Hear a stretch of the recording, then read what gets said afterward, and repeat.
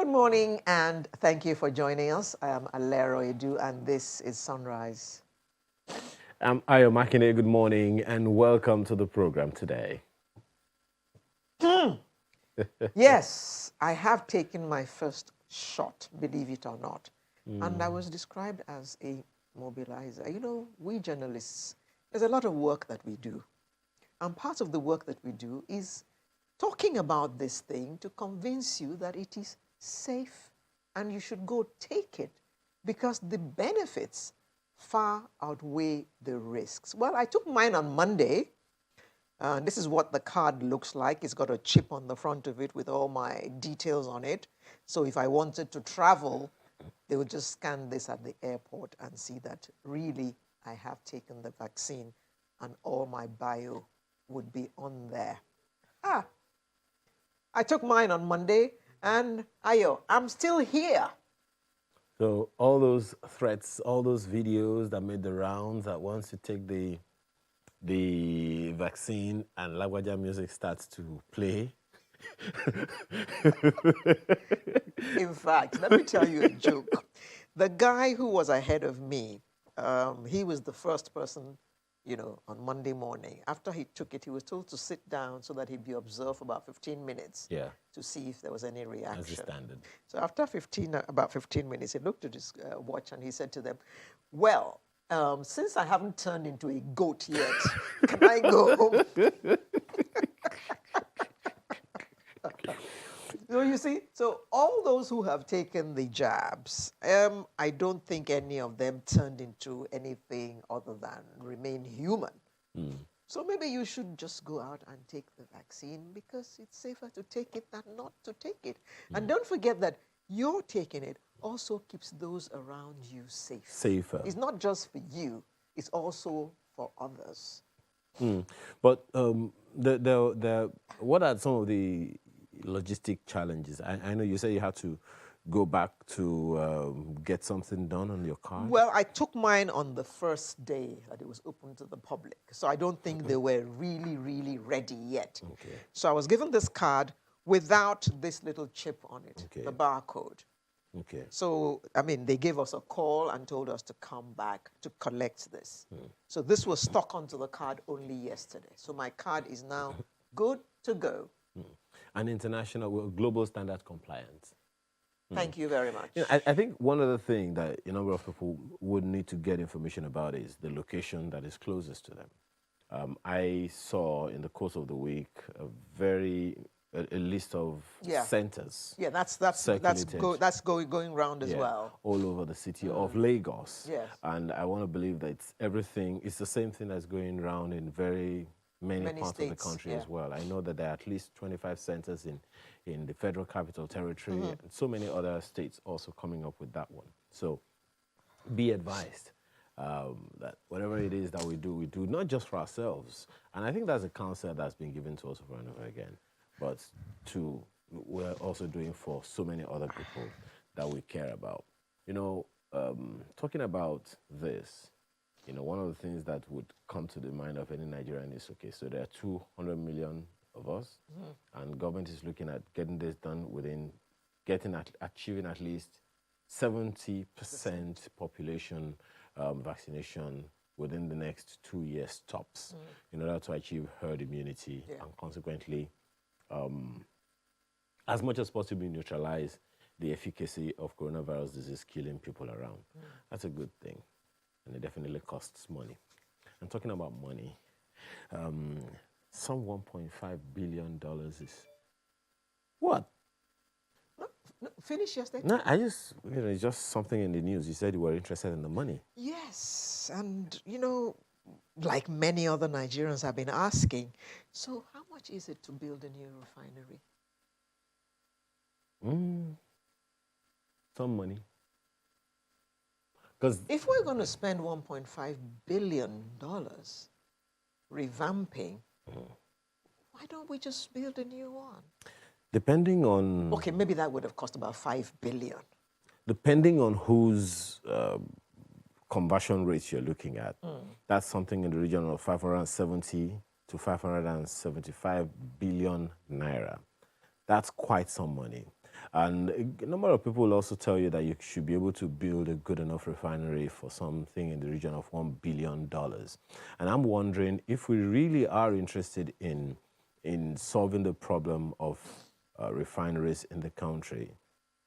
I don't know, maybe it's just my brain playing games here, but if we can connect it does the that four, from time to time. yes, it does. If we can connect all four refineries, Warri, Port Harcourt, Kaduna, and there's one other one, through with pipelines. I mean, the distance between the Niger Delta and Kaduna is quite something.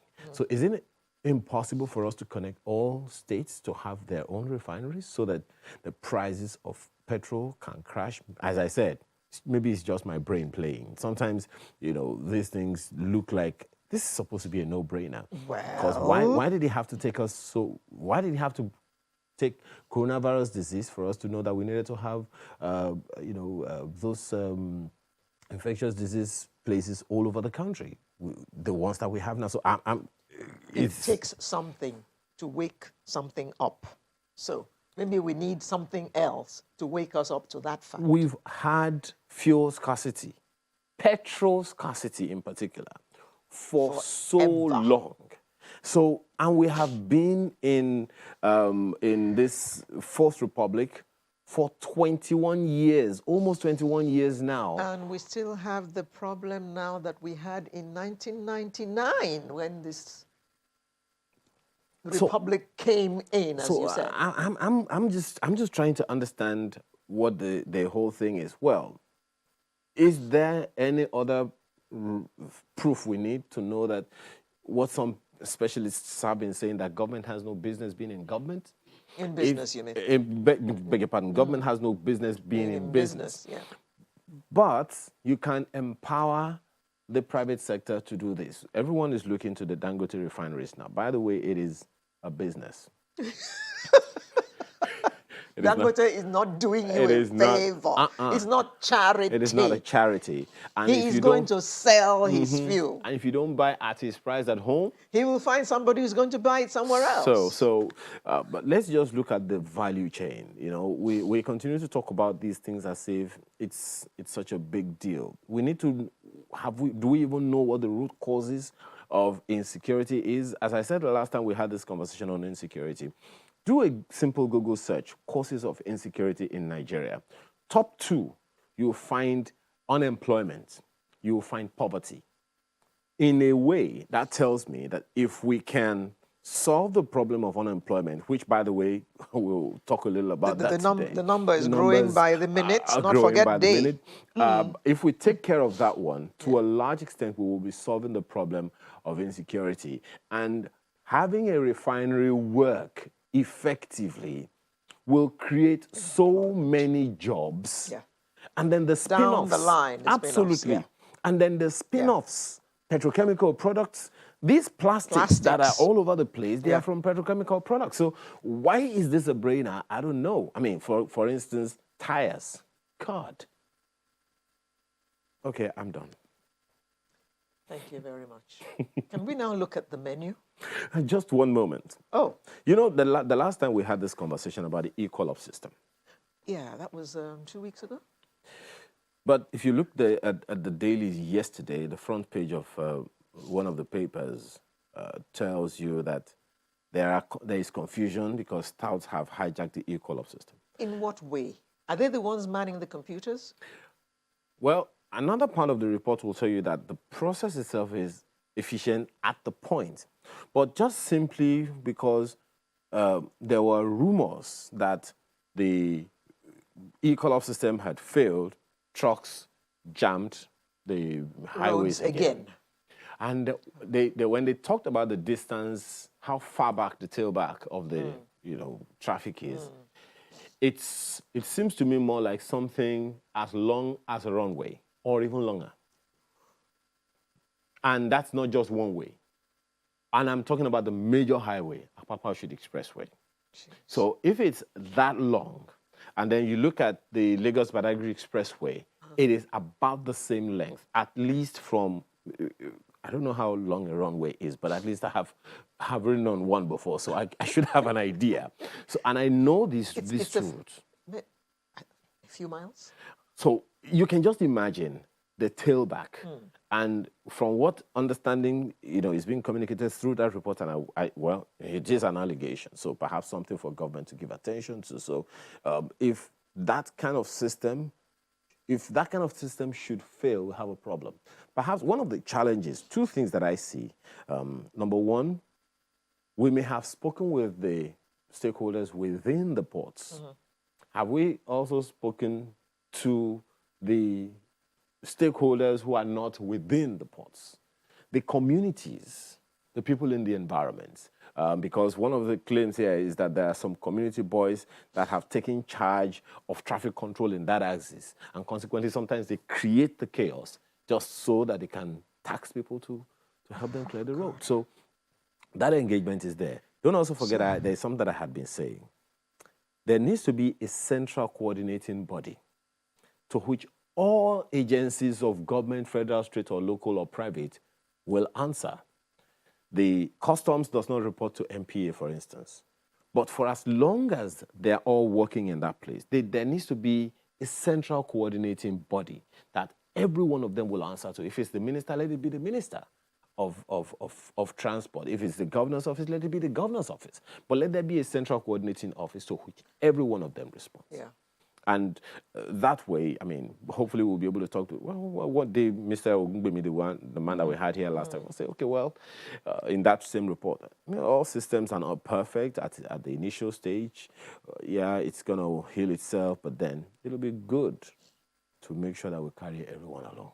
And it'll be good for us to hear MPA's response to that. Well, that would be good as well, because one part of the report also says that there were clashes between some agencies of government. I don't want to go there. Agencies of government always competing again. We talk about that here all the time. I mean, you are all working to make Nigeria work. So why has it become a competition? Well, if you're interested in the report, it's on page 42 of yesterday's Vanguard newspaper. Right. So today we shall peel our eyes onto inflation rates. I'm sure that will interest you. I mean, food prices have been spiraling, and so have transportation costs. So, I mean, in fact, what hasn't gone up in this country? The height of people. Except you're young. Next.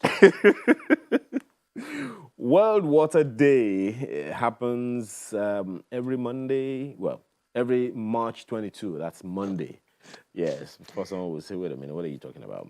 Yes. So that we'll be gonna give that one. Water is life.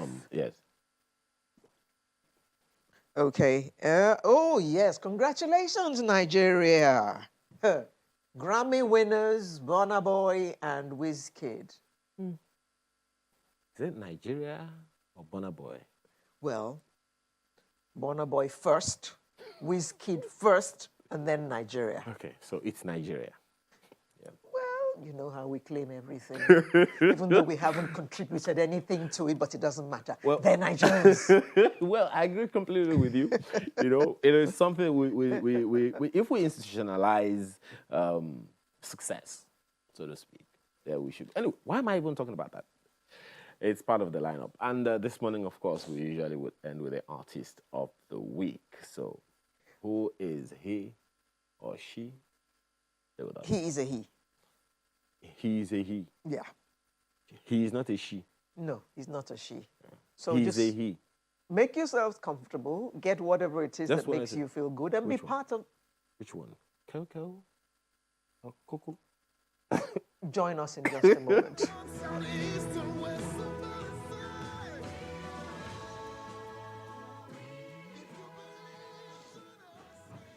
Well said, Timi Dakolo. We are all we have.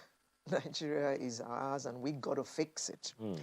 And talking about fixing our country, during the week, the Nigeria Bureau of Statistics released a report that Nigeria's inflation rate had risen to 17.33% from 16.47% recorded in January. And this is the highest point since April 2017. So what is responsible for this? and what has happened to the purchasing power of Nigerians. And how does this tie with the escape from recession? All of these questions we're going to ask a panel of experts we have with us this morning. I'd like to welcome Mr. Odilim Nweagbara, who is a development economist. He joins us from our studio in Abuja. Good morning, Odilim.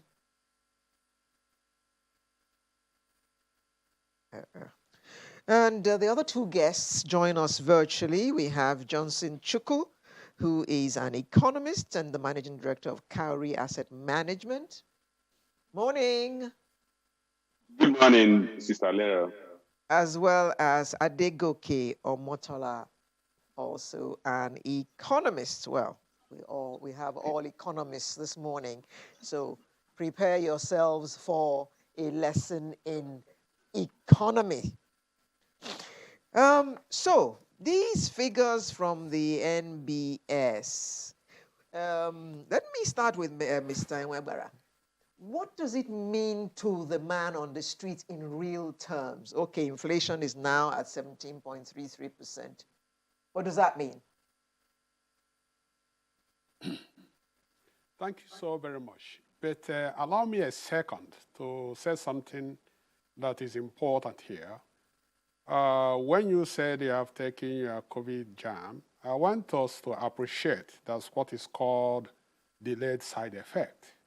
I'm not saying that so that people will not take the jam, but I'm just trying to let you know delayed side effect can be 12 months, it can be 36 months. So having said that, let's go to the issue.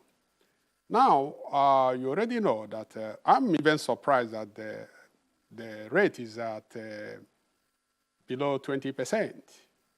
I was expecting by now something above 20%. But be it as it may, I think MFLA has done a good job in areas of monetary policy to cushion on the bad fiscal policy we have been having in the country. So regarding the poor man or the average Nigerian, what we are seeing is that their purchasing powers are increasingly decreasing because their incomes are not growing equal to the growth in inflation. So it's poverty that will increase, and also insecurity, as people have already mentioned. And of course, the economy will not grow because if people do not consume, producers will not produce. And if producers do not produce, taxes are not paid. As a result, all the boomerang effects on the economy are only but imagined. You know, Nigeria is a funny economy. A funny economy in the sense that it's an economy, centralized economy, where all major decisions are made at the center and the little or nothing made at the peripheries or at the state levels. So you can understand those at the center who may not actually understand the mechanics of economic development and small business empowerment in order to create jobs, are those running the economy. And you should not expect something different. I know we have talked about this problem time without number, and I continue to ask, why should Nigeria economy grow? That's the question we should be asking. Why shouldn't Nigeria have high inflation? Although I'm not against high inflation to some extent. You see, in an economy that is transiting from agrarian to industrial, you should expect high inflation. That's what happened in most economies that did that, like China, like South Korea, like even India as well, and even the today so-called advanced economies.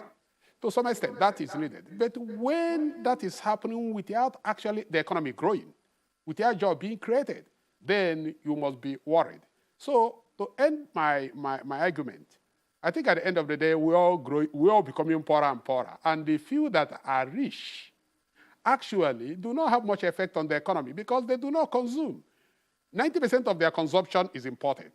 And if not 90% of their consumption is not only imported, but they spend their money overseas. Most of them fly out of the country and fly in to do one or two things and fly out. Their children, their children and their spouses are overseas. So but At the end of the day, we have to make that final decision. Do we need to continue to centralize the economic system, or do we need to allow regions to emerge? You see, the only person I knew that has tried for this country, or the two people that I know that have leadership abilities, were Awolowo. Okay, just one moment. Who was allowed to govern this country. If you don't mind me asking, just to quickly clarify something you said earlier, when you said Nigeria, that an economy that is transiting from agrarian to industrial, are you saying that our policies indicate that we are transiting from an agrarian economy into an industrial economy? The question you asked, but you see, what I was trying to say that economies that transit from agrarian to industrial. So I give an example with China, South Korea, Brazil, and even just wanted to be clear. When you made that example, I'm just wondering if Nigeria's economy is one of them. Is one of those economies that is transiting from agrarian to industrial. Oh, because for Nigerian economy to transit from agrarian to industrial, it must be living commodity space. Nigeria is fully filled up with the commodity space. Are we transiting? Unfortunately, look, let me tell you this. About 20 years ago, the population of this country was about 120, 130, 120, 130. Today, Nigeria is 200 million. The same amount of oil, if not less, Nigeria produced 20 years ago, Nigeria is producing today. And the prices are not actually growing. What do you expect? A large number of our youths are actually unemployed. And there's no effort, there's no systematic economic planned effort to bring these people out of unemployment. And that's why Nigeria is the world capital of poverty and the world capital of unemployment. All right, Mr. Wegwara, just one moment.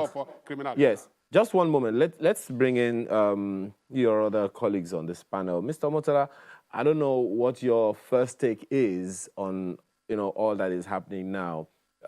Are we confused as an economy?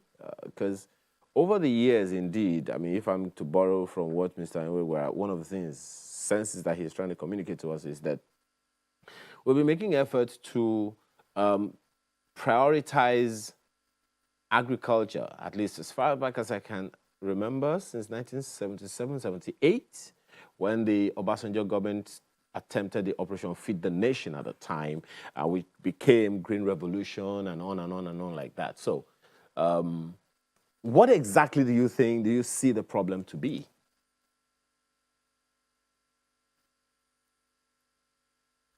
The opportunity to come back and share our thoughts. I was on this platform May 2020. We were talking about Nigeria after COVID. And one of the projections that we made then was that there's going to be is likely to be the rate of unemployment is likely to be about 35%. And from the recent results released by the Bureau of Statistics, is 33.3%, the rate of unemployment. Now, what is happening is that there's so many issues on ground. The state of insecurity. I mean, if I'm going to address what the gentleman has talked about, the agricultural sector, I mean, the people can no longer access the farms as, they would have been able to before now because of the state of insecurity. And also you have a situation where the level of inflows from a diaspora is almost it's not what it was compared to before COVID. So now in the domestic environment, as at last month, the rate of inflation was I think it was about 16.4%. Now it's about 17.33%. So the government has its hands filled with so many things. We just have to recalibrate, because we can't keep on coming on this platform saying the same things. And I trust that the government is also listening. There must also be the willingness to implement certain things. Obviously, COVID disrupted the narrative. But if you look at the American economy, I mean, there's a fiscal stimulus now of $1.9 trillion, that has been pumped in the economy just to do something which I can call a shock therapy, And I think, we need to just do a recalibration.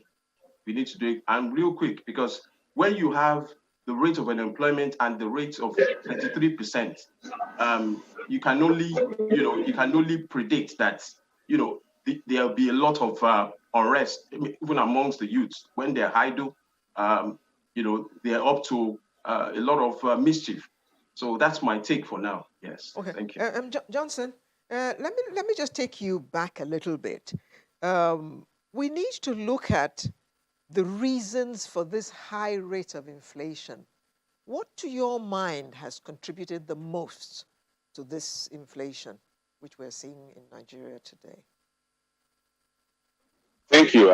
My take is that if you want to understand the reason why inflation is at 17.33%, you need to disaggregate that inflation figure.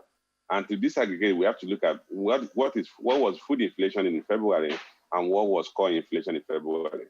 If you look at the inflation figure, the food inflation was 21.79% in February. That's the highest we've had in the past 6 years. But if you look at the core inflation was only 12.38%. And I need to explain that. What is basically driving inflation is the fact that food prices have been jumping up in the past couple of months. And it didn't just start in February. If you look at the food inflation in January, it was 20.56%, an increase of 1.01% from the December figure of 19.56%. So what is driving inflation today in the country is the price of food items, basic food items. And those food items include grains, cereals, tubers like potato, yam, meat, fish, and processed food items. And why are we talking of food items that are produced locally that are driving inflation? Because we've seen a displacement of farmers across the country.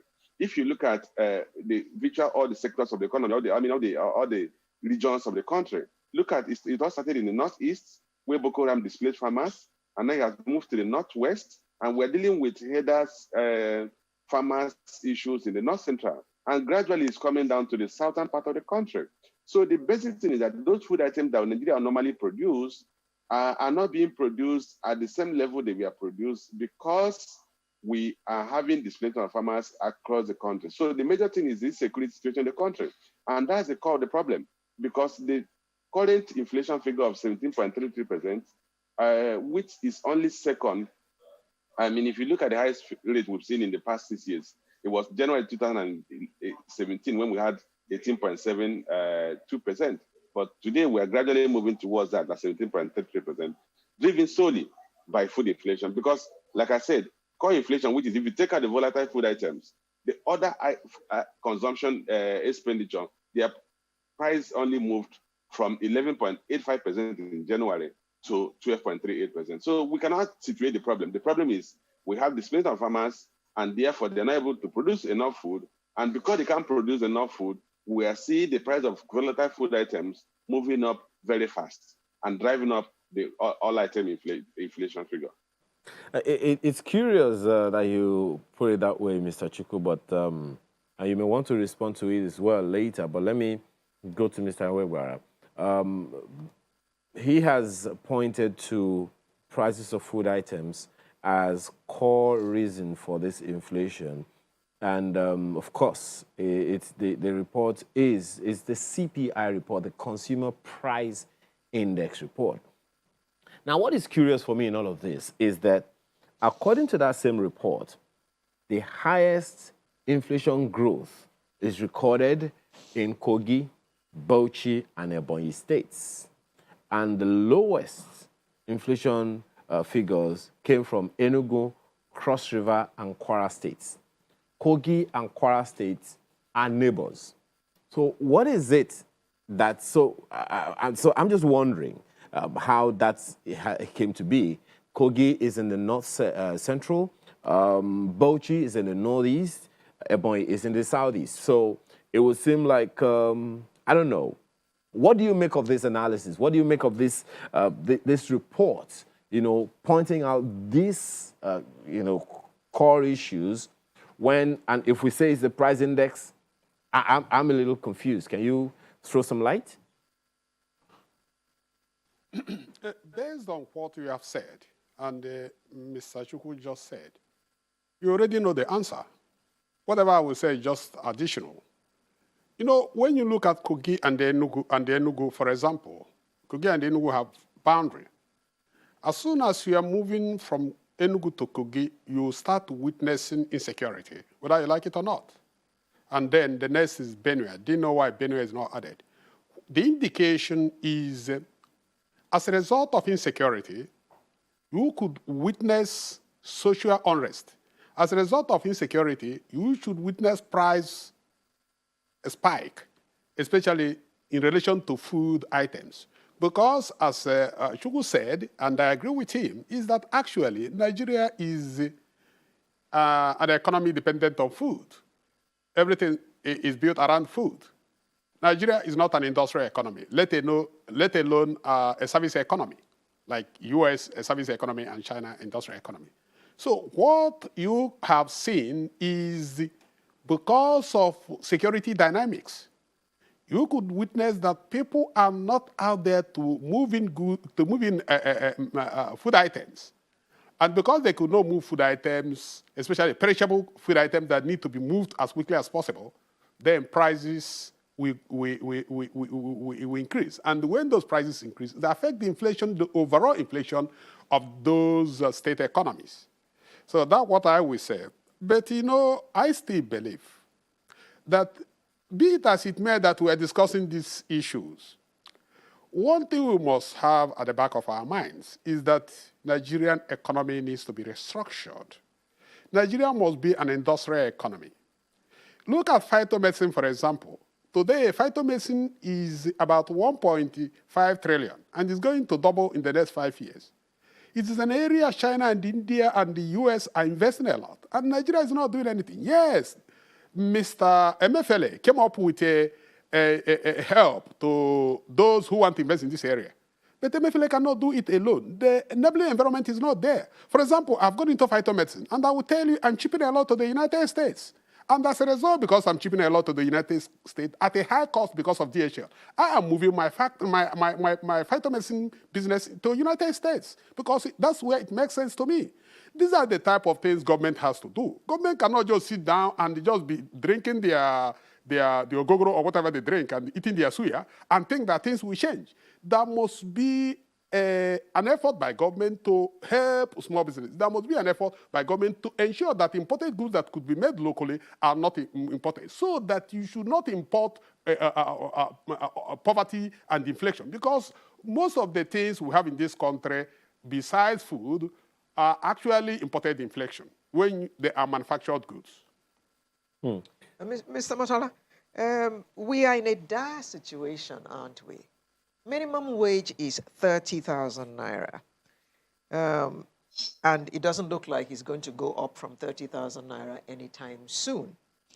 A lot of people are daily paid workers, small-time traders who make money from day to day. They go to this same market to buy their food. They will transport themselves to wherever they're going. There's also the issue of the cost of petrol, which right now is something that we can't really relax about because there's talk about there's going to be an increase in that price very, very soon. So how does the poor man survive in an economy like this, earning 30,000 naira a month? Some even earn less. Some people are paid as little as 20,000 naira a month. They have to get to work, they have to eat, they have to pay rent. Thank you so much. It's a tough situation because when you look at before COVID, you know, the 30,000 naira could get you much more than what it is getting you today. Even when you look at the rate of dollar that we have and the rates, the foreign exchange rate. So, like you also mentioned, thank God that the government had to put a stop to the increase in the price of petrol. It would have led to even more challenges for the average man on the street. So it still goes back to the issue of insecurity. The average man on the street who earns 30,000 naira is having to spend more money on most of his income on buying food. And now that the price of food has gone up, you can imagine it. The average man on the street is even getting to work for some people is a major challenge right now. So if the issue of insecurity can be addressed, it would create a win-win for even the government. And so the government has to nip the challenges in the Northeast, moving down to the South. They have to nip it in the bud as soon as possible. That's my take. Bud. Okay. It has blossomed. Forget the bud. Well, Mr. Motala, we'll come back to that conversation, when we return from this break. Please stay with us. Mr. Motala, already Alera has told you that it's no longer something to be nipped in the bud because it has already blossomed. Now the challenge is reversing the trend, and most of the time we talk from the macro level, but then much of the effects is on the micro level. What's the nexus? Well, when we look at the domestic environment, I mean, we've had these challenges for months. I think it's in terms of strategy, even for the government. We have to be able to think ahead. When when the government closed the land borders, it caused a spike in the price of commodities in Nigeria. Obviously, government had to do a rethink, and it helped to calm things down. But when you look at the domestic environment now, obviously the CBN has, a role to play in terms of trying to. They have a lot of incentives for SMEs, but there must be more done in that sector, because a lot of small businesses, they need soft loans, they need they need loans to survive. Some of them are almost on life support, and so there must be, because there needs to be more of wealth creation, long term, and that's why when I talked about the American fiscal stimulus, 1.9 trillion, what it's going to do for a lot of small businesses, is that it will bring them back to life. If we can have that kind of incentive in Nigeria, governments, for example, the refinery, $1.5 billion for Port Harcourt Refinery in the next 18 months, to do a revamp. I would have expected that, even if it's half of that is put into the domestic, environment, maybe about $750 million, to jumpstart, the small businesses, and also to create that momentum, because as it is now, most small businesses are almost becoming going out of business. So they need support immediately, so that when they do that, they're able to create employment, and for even the teeming youths. And that's why you see that all over the place now, there's the insecurity is spiking. The youths are, they're restless, they're about to engage in mischief. And so the government needs to address that, in fiscal and monetary policy, but mostly in terms of creating employment for the youth. I trust that we won't have to come back here in the next 1 year still talking about this. There needs to be, like the gentleman in Abuja is saying, a recalibration to recalibrate very quickly. Thank you. My challenge is not with whether or not this recalibration is possible. My challenge is, how does it get to the people? You spoke about the interventions. Let me take this to Mr. Chuku. You heard him. He spoke about, government intervention, that government needs to come to the rescue of the SMEs, the micro, small, and medium enterprises. Yes, for years, the Central Bank of Nigeria has announced good number of intervention projects, 20 billion naira MSME fund, 220 billion naira MSME funds. Which people couldn't access. Which that actually is the issue right here. So the funds are all there, at least have been announced. The processes have been displayed by government. There's a survival fund from the, being effected from the office of the Vice President. There is the Economic Sustainability Plan with its own integral, with an integral part of it being about MSMEs, as the Vice President would say, putting money into the hands of Nigerians. It's the access to those funds for the micro, small, and medium enterprises that is the challenge, wouldn't you say? How do we reverse that trend, or at least what needs to be done? Okay, thank you, Aya. Let me put it this way. Providing funding to businesses is one of the multiple needs of businesses. There are some other fundamental challenges that you need to do, what I call the heavy lifting that are not being done. You see, if you look at setting up a business, running a business successfully, why businesses thrive, why businesses fail, you have to look at what are those things that businesses need to grow, one of which is funding at relatively cheap cost and longer tenure. That's one aspect. There are other factors that are impeding, or what we call limiting factors to success of businesses in the country.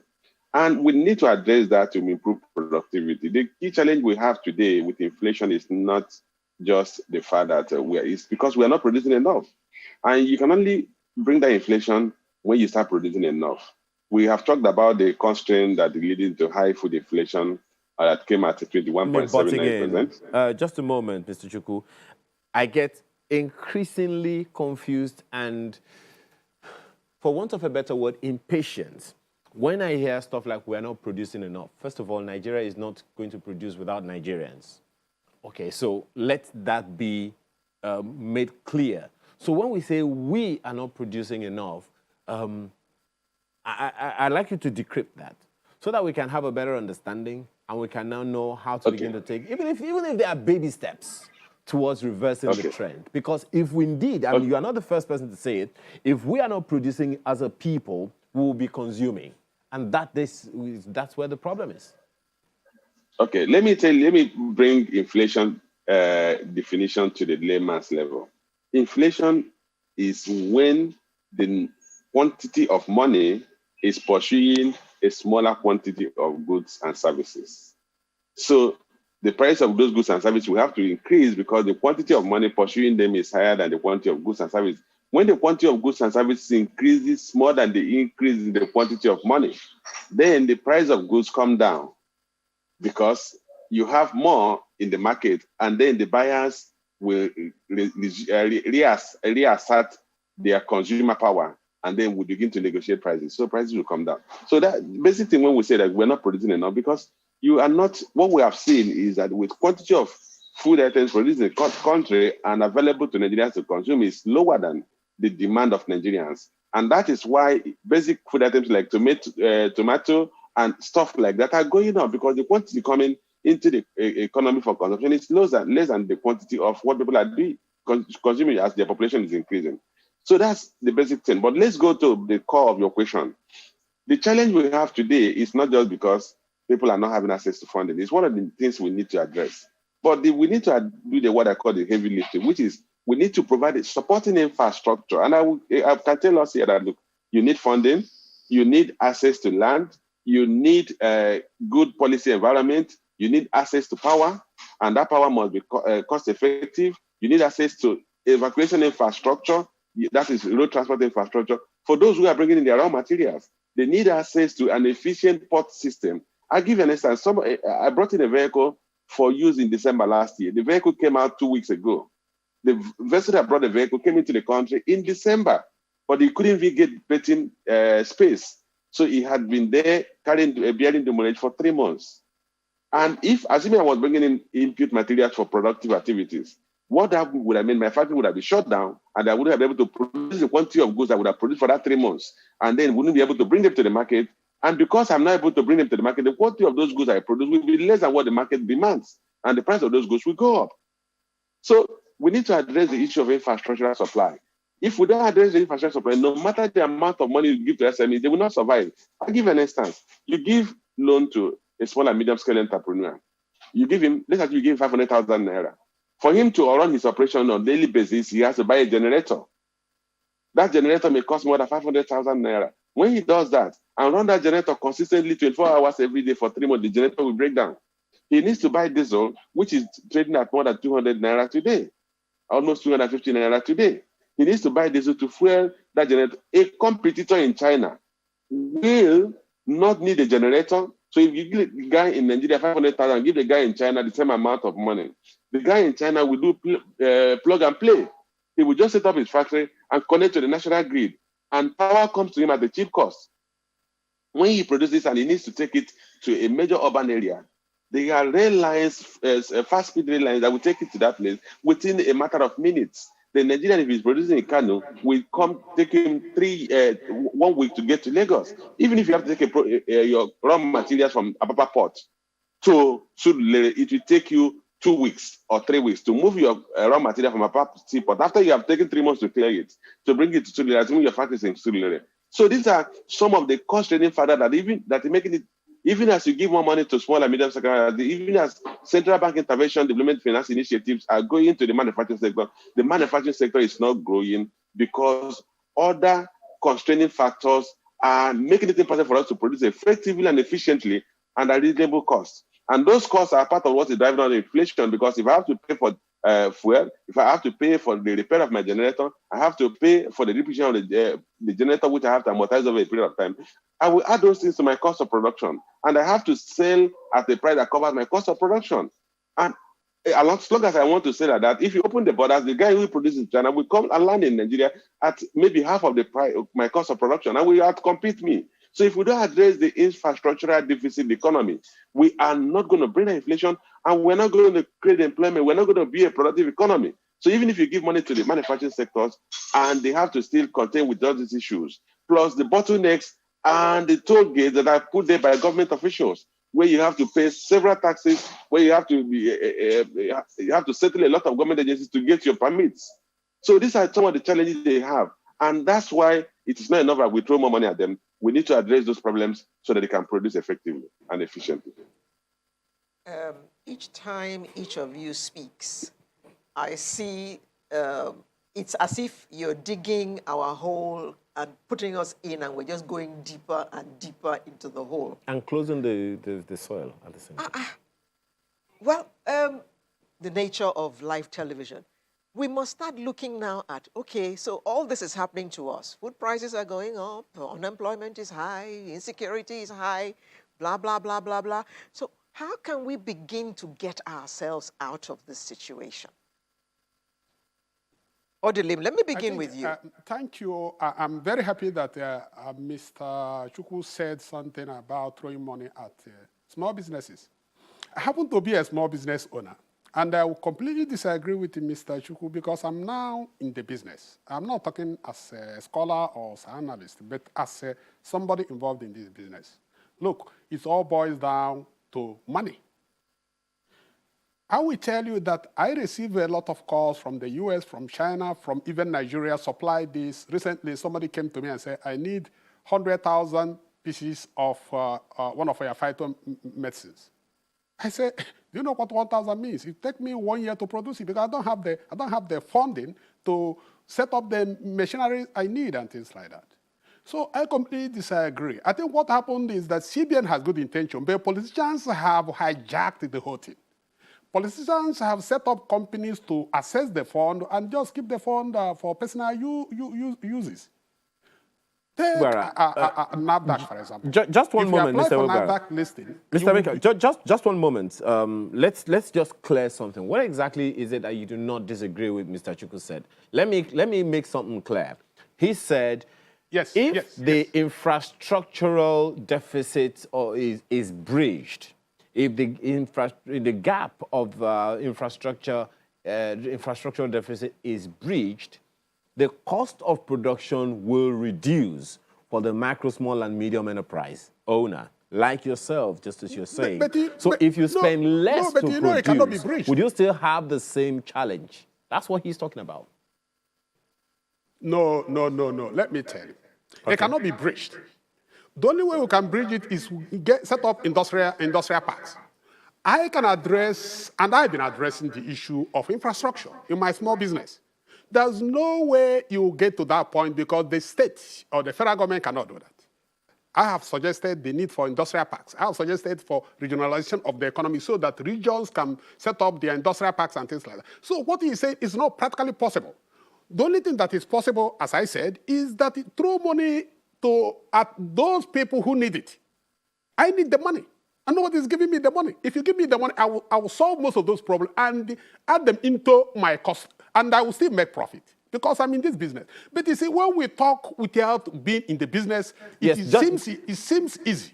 Just one moment, Mr. Weber. Let's Mr. Chukwu quickly respond to that. Just one moment. Had been assessed by... Just one moment, Mr. Weber. Let Mr. Chukwu quickly respond to this thing that you have just said now so we can have an exhaust. Maybe there was a misunderstanding. Mr. Chukwu, go ahead. In the economic space, it's a competitive milieu. Today, we have adopted African Continental Free Trade Agreement that signed it. People will go to Ghana and produce at a cheaper cost and then sell to Nigerians. The key thing I said is that it is not just enough to give them money. You need to address the other constraining factors. But not limit selling, just give them money. And if that is the case, why are the SMEs failing? Why is the manufacturing industry failing? The government has given you, you mentioned multiples of intervention funds that the government central bank has given to the manufacturing sector, several sectors of the economy, but they are still failing. Why is it that we are trying to activate the textile industry? It has failed. Because you do not, for you to run the textile industry, you need very effective and cost-efficient power supply, and we don't have it. So if you give money to the textile factories, they will not work because those monies they will use to buy generator will break down, and the cost of running the generators are exorbitant. You remember that whatever you are producing here, there's nothing we're producing here where nobody's producing elsewhere in the world. And those people are producing at the cost far cheaper than ours. It's not just enough to give manufacturers money. And for the list, information, I run factories. I have businesses running. And I can tell you, my office in Lagos has 2 generators. My office in the village has 2 generators. My office in Abuja has 2 generators. Port Harcourt have 2 generators.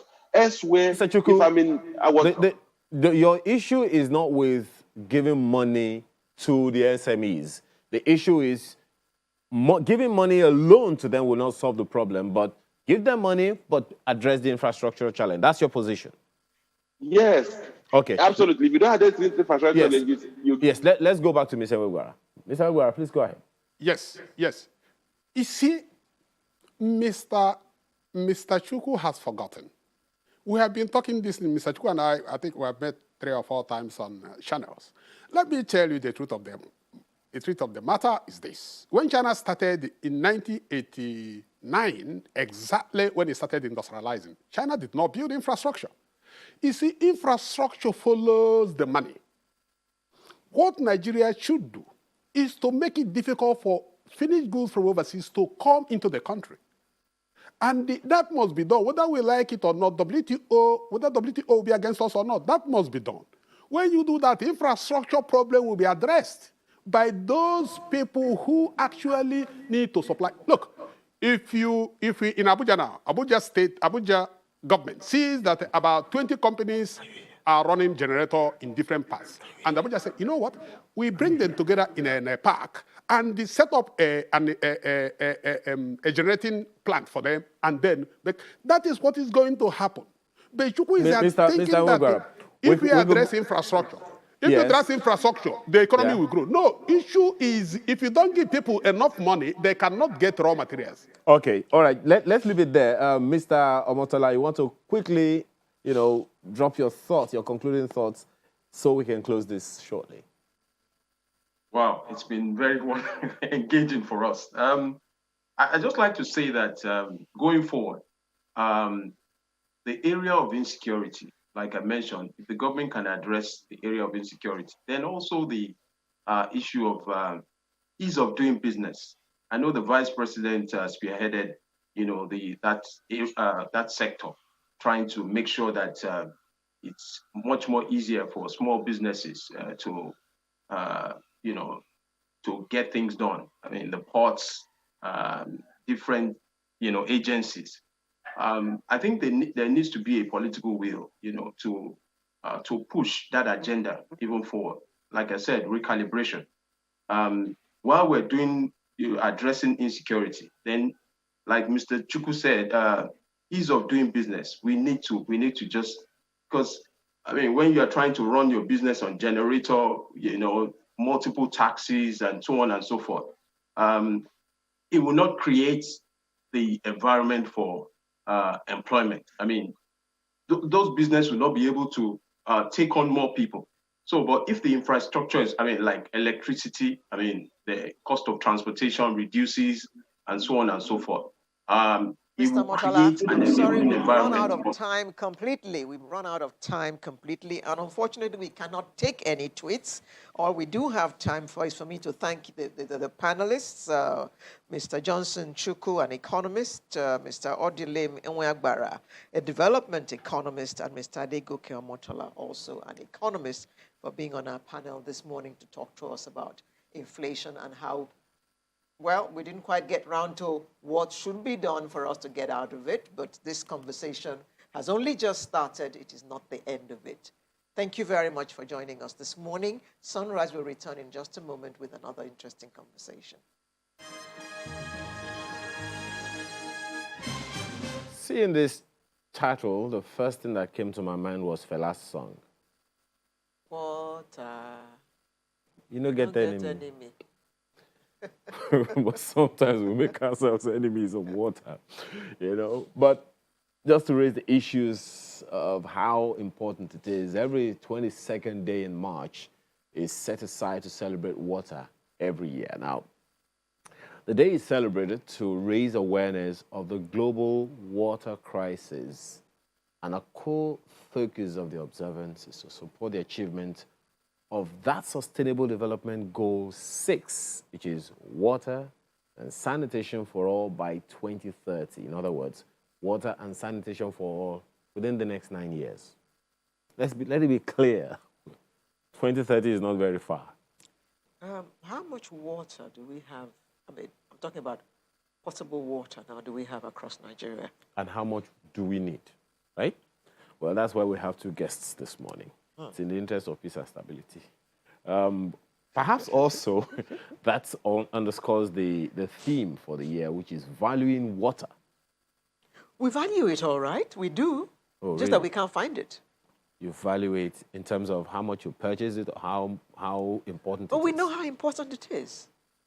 Especially because you can't cook without water, you can't bath without water, you can't clean without water. You can't even live without it, because scientists will tell you that some 70% of your body is water. Water. So all right, we have two people on our panel this morning to discuss this. Mrs. Clementina Chinwe-Tivie is National President, Association of Table Water Producers of Nigeria, ATWAP. Thank you so much for joining us today. And we also have with us Professor Tunde Odesanya, who is a professor of environmental and analytical chemistry, and he's Dean of Faculty of Science, Southwestern University, Okonwa in Ogun State.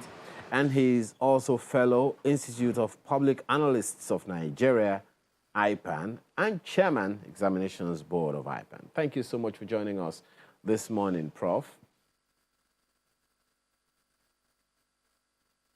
Okay, well, while we wait for him, well, Mrs. Tivie, we talk about water every day because we use water every day. Why is celebrating water essential? Celebrating water is celebrating life.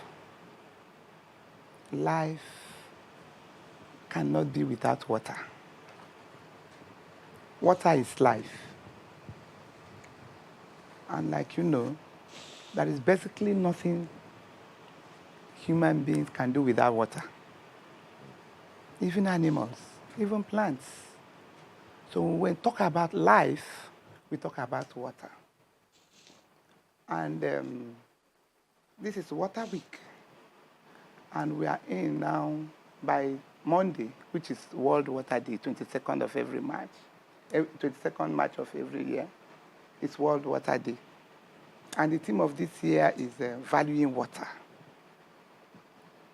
We cannot, the value of water cannot be quantified. Are we in any way undervaluing the value of water?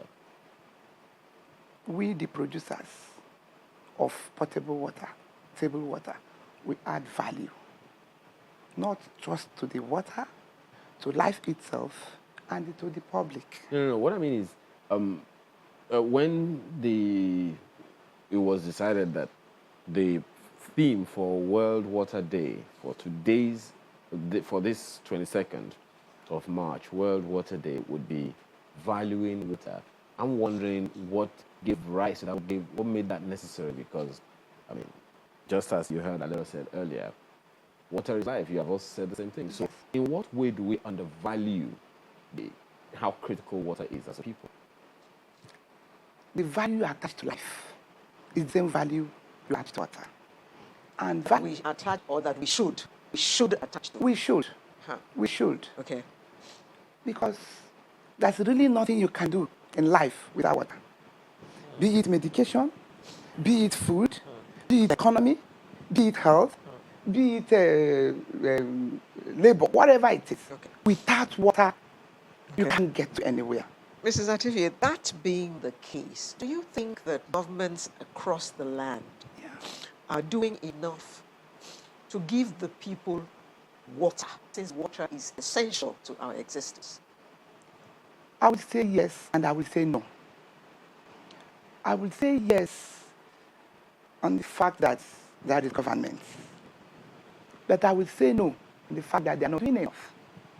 They are not doing enough because the producers, the water producers, are not given the enabling environment to strive. A lot of challenges. Mrs. Ativie, Yes. I was asking that question because if government were doing enough, we wouldn't even need you guys.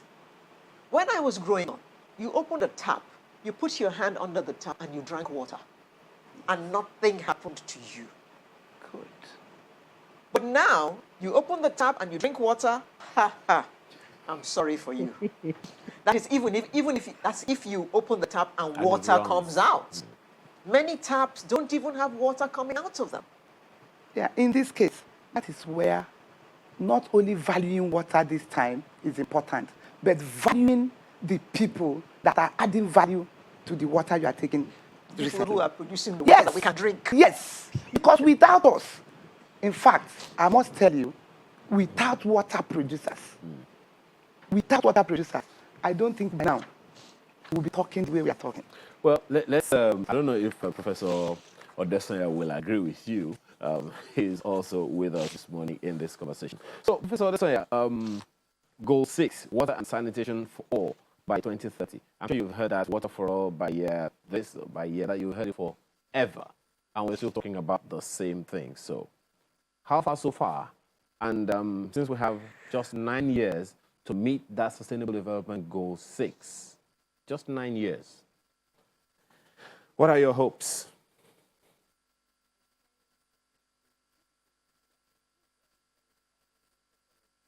Professor? Professor Odesanya, can you hear? If you don't mind, could you please unmute your microphone, the microphone on your device, so we can hear what you're saying? Can you hear me now, please? Yes, I can hear you. Go ahead. Very good. TSD 6 that you mentioned, actually, in the further initial. Professor Odesanya, the audio is not very good right now, but we'll get back to you on that issue so we can really enjoy this conversation. Well, just as we have heard earlier, Mr. Ativie, our body contains 70% water. It's not only for consumption, for drinking, that we really need to evaluate. So when you say government isn't doing enough with water, I know, I mean, you would want to speak for your association, but let's speak more broadly. the use of water generally, even beyond production of it, the use of it. One of the things that came to my mind about this conversation on World Water Day was that in Bauchi State, or is it Bauchi or Borno State, a good number of local communities all over the country, you see a situation where people literally scoop water from drainages, to drink. So one wonders, what more? I mean, if you say what government is not doing enough for for producers of table water, that can be understood. But what needs to be done, and by whom, for those who need the water very, very critically, anywhere they are in this country? In fact, you know fully well that there is water under the ground. It does not take government anything to dig boreholes from community to community. Make sure they are treated. Government can treat water just the way water producers are treating water, in a more elaborate form, industrial form, and then disseminate it to the public.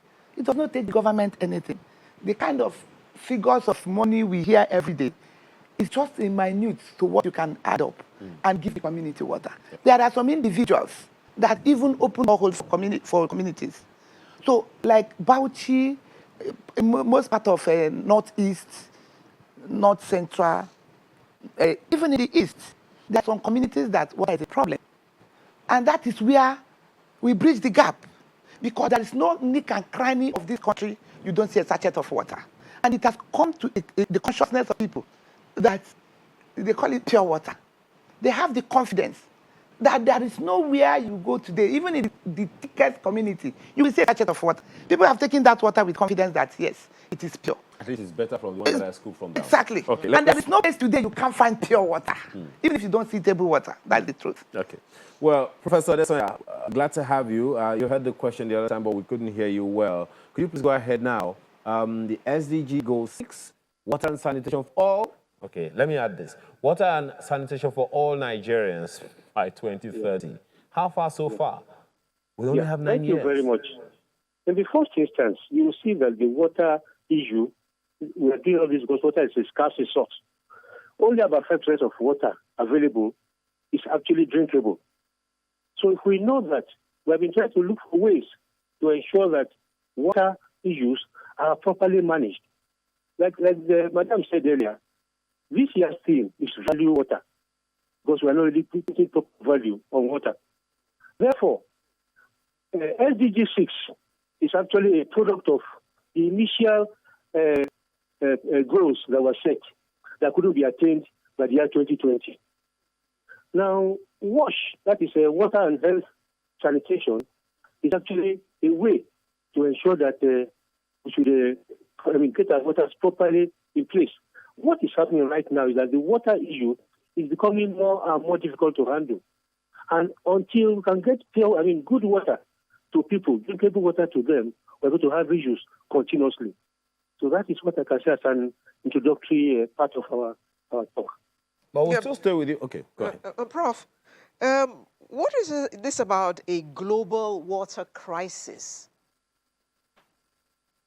Madam, there is a proper global water crisis. And the issue is because, although we see water all around us, only about 5% of it is actually drinkable. That is directly. That's what's called fresh water. Now, unless we treat water properly, we cannot get enough. Look at the use of water all over the place. Water for industry, water for households, water for almost everything we're doing. And then the amount you have is very, very minimal. Therefore, the need to make water sanitation and hygiene very important is very critical. And Agenda 21 by the UN was actually what started this water goals we are setting. These targets are set so that countries all over the world can actually work towards achieve those objectives.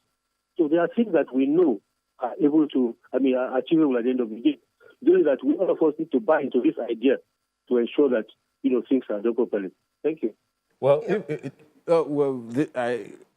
going to have to address that question again, Professor Adesanya, and to elaborate on a question that Alera asked earlier. WorldWildlife.org says, as a result, some 1.1 billion people worldwide lack access to water, and a total of 2.7 billion find water scarce for at least 1 month of the year. Well, that's in itself underscores how serious the crisis is. And that is what we have for now. We don't know what is going to happen next. As a matter of fact, the report also says that by 2025, which is just 2 years away, 2/3 of the world's population may face water shortages. Nigeria is part of this world. Professor Adesoya, what do we need to do? First of all, we have to manage the water properly. That is, manage the water properly. That is fundamental. Our first issue is management. And this is why all these objectives are being put in place. SDG 6 addresses water, but there are 17 SDGs. And I can tell people generally, these are ways that all of us have to find means of getting into. I normally tell my students that these SDGs are actually there for us. Just one moment, Prof. To form NGOs. Just one moment, Prof. You only manage what you have access to. So the challenge here, the first challenge here, is that of even having access to the water to manage it. I'm not hearing you again. I said the first challenge is to have access to the water. You only have ability or capacity to manage what you have. But the challenge, the primary challenge here, is access to the water. Yes.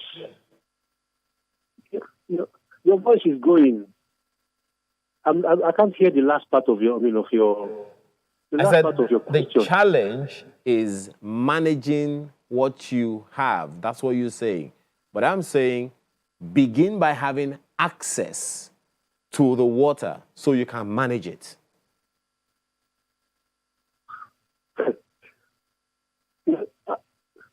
I will take it from where you stopped because really I couldn't hear the last part of the question. Go ahead. But having access to it itself is actually by increasing our sources. You understand? I'm sure some of us know that in a place like the Arabian areas, they're actually desalinating, increasing fresh water. Because the key thing is that although water is plentiful, not all can be drank. Therefore, we can increase our access basically by things like salination that we do. They are doing in the Middle East. In the Middle East, presently, all the water they are getting is by desalination, as we call it. Saudi Arabia does this all the time. They do it in a Kuwait because basically they don't have access to fresh water. Like I said from the beginning, only 5% of the water available is actually drinkable. Suppose we to increase the sources of the fresh water, and the easiest way is to desalinate, and that is being done in some parts of the world. Are you hearing me, please? Yes, we can hear you. We can hear you. Good. Yeah, now, Prof, how difficult is it for government or private sector companies to actually treat water and supply homes? You see, it's a problem of logistics, really. I'm sorry I didn't hear the last part as usual, but I heard the first part. What I can say is that generally, the access to water is limited as we are now, because the amount of water that's available for drinking is very, very minute, 5%. But what the world is doing right now, right around the world, is to retreat water. If you know these days that the people that are even using water, even the industries now,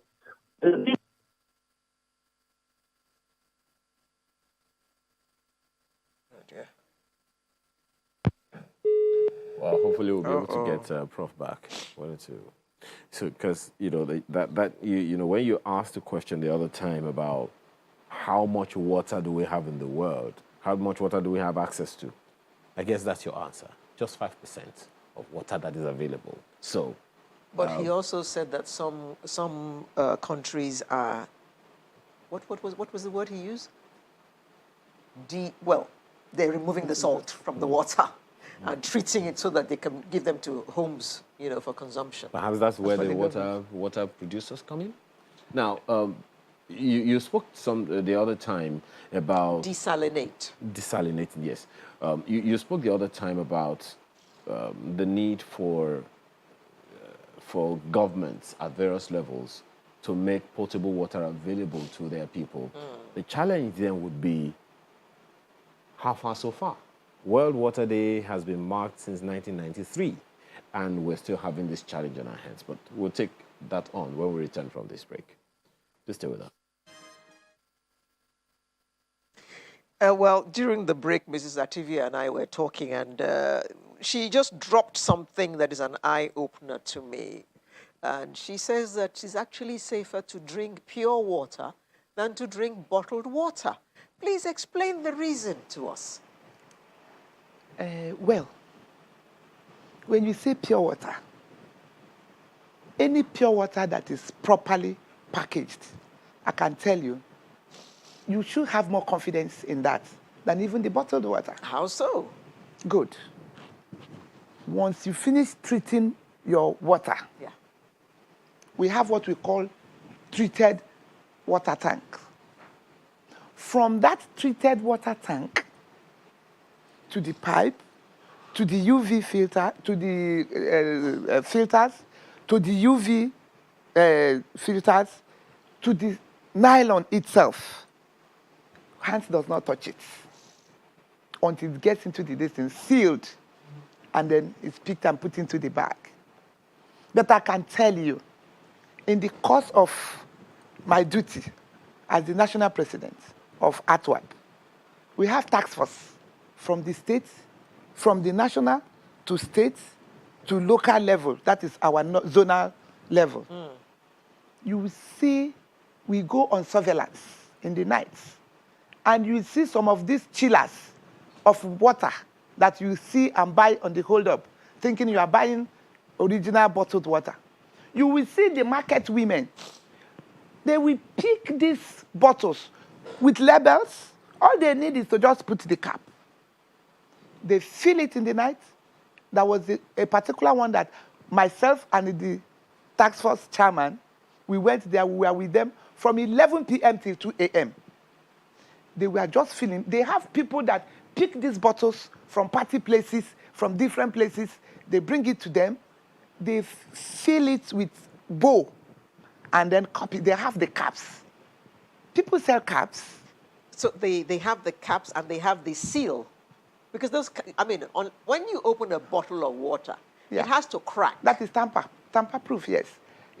I mean, the cap itself, that when you seal the cap, if you want to open it, you have to get that.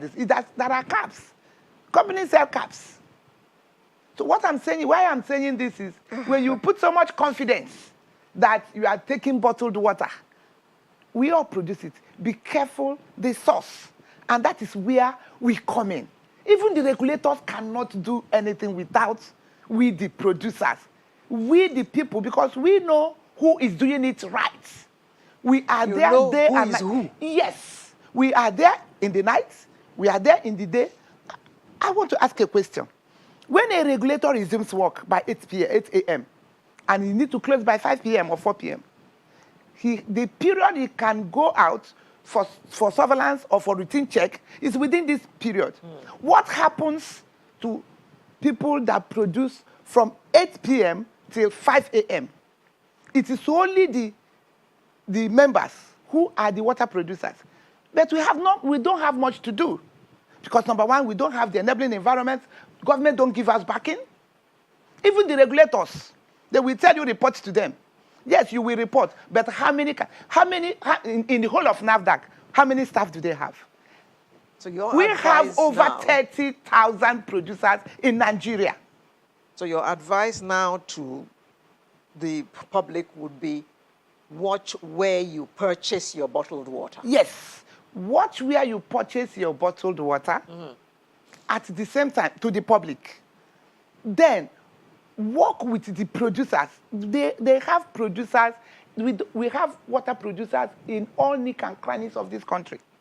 There are some areas that when you get to, you will have more than 5, 6, 7 producers in a street.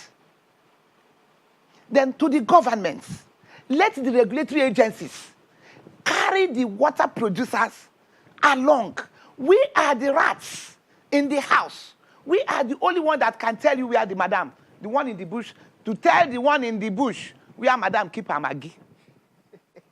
Therefore, whatever they do without us, it makes no difference, it makes no meaning. Okay. Because if we decide to gang up, even if they want to go out for a routine check, just a single drop of information on our platform, the whole factories will shut down, and then you just walk through the streets like a masquerade. You won't see anybody. And then the activities continues in the night. Indeed. Yes. Okay. So when they come, well, whatever they need to do, let them do it. We keep telling our members, do the right thing and keep your doors open. Yeah. If there is genuine mistakes, even NAFDAC have room for you to recall back your product if there's any problem. Yes. You know? But a situation where everybody feels they can do what they, and I can tell you, there are a lot of quacks in the industry that need to be checkmated. Okay. Now, Prof, in these days of coronavirus, where we have to wash our hands under running water constantly, do you not think that our problem, or should I say, the lack of water is even a bigger issue right now?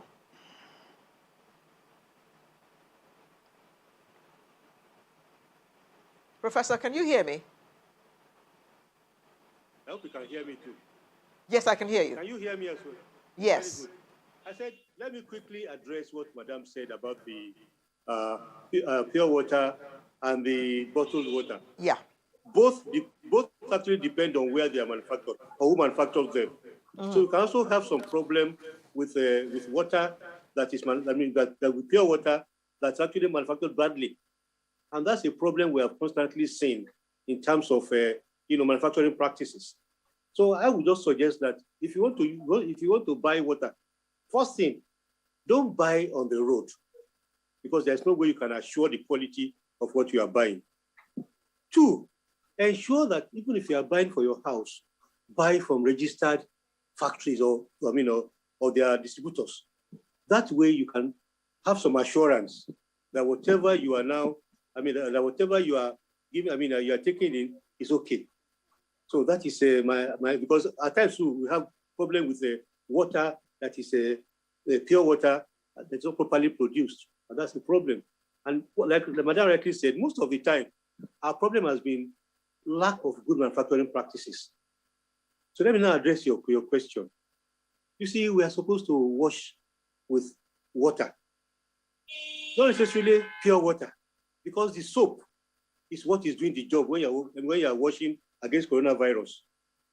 The problem is actually the soap. The soap deals with the virus, not the water. The water is just to clean your water clean your hand of the soap. So in that instance, the key thing is actually the soap. The water should be enough to keep your hands clean, but the soap is supposed to deal with the virus. So that I think I should address that question as it were.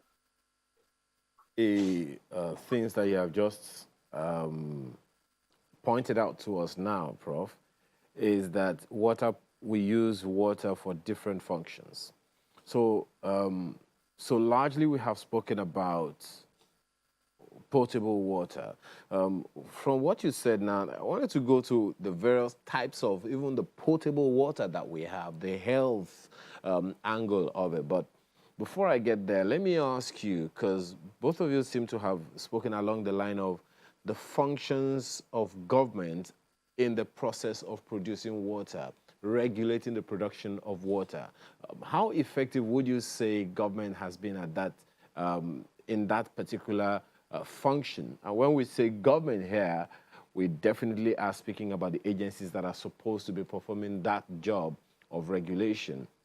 Because you talked about people being careful where they purchase water. You heard Madam also say that there are a good number of people in the industry who are quacks. How do people know the difference?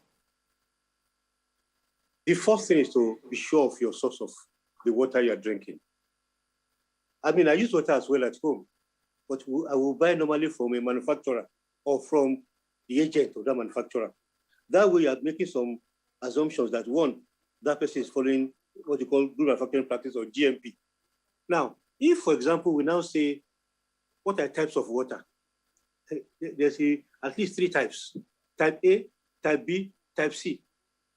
You see, what we're drinking is water that we call potable water.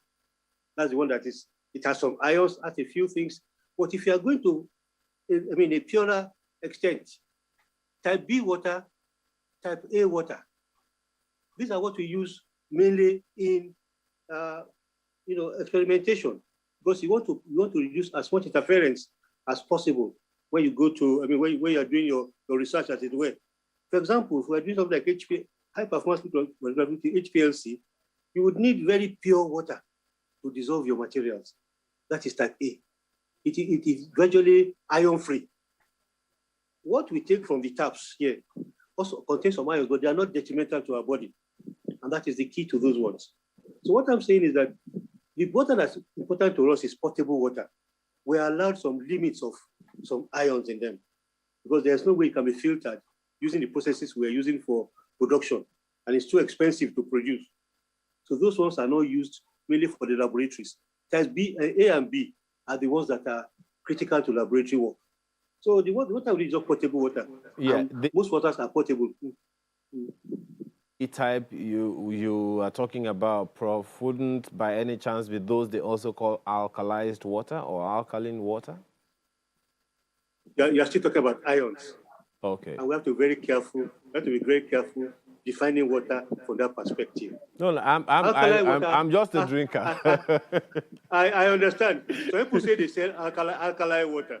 You have to be very careful, because alkalis in the body can actually disturb your ion system in the body as well. So you have to go further and look at the effect of whatever you are doing or drinking at the end of the day. So I will say that to a large extent, potable water is water that is certified according to WHO standards as fit for drinking. It doesn't mean it contains too much alkali, or that it contains no ions. It does contain ions, but then it is still found to be amenable to our body systems. That is what we do. From that perspective, so potable water is what agrees with subscription of WHO or the NIS in Nigeria, as it is. NAFDAC really is a regulatory body, and like Madam said, NAFDAC closes, opens at 8 o'clock in the morning, closes at 5.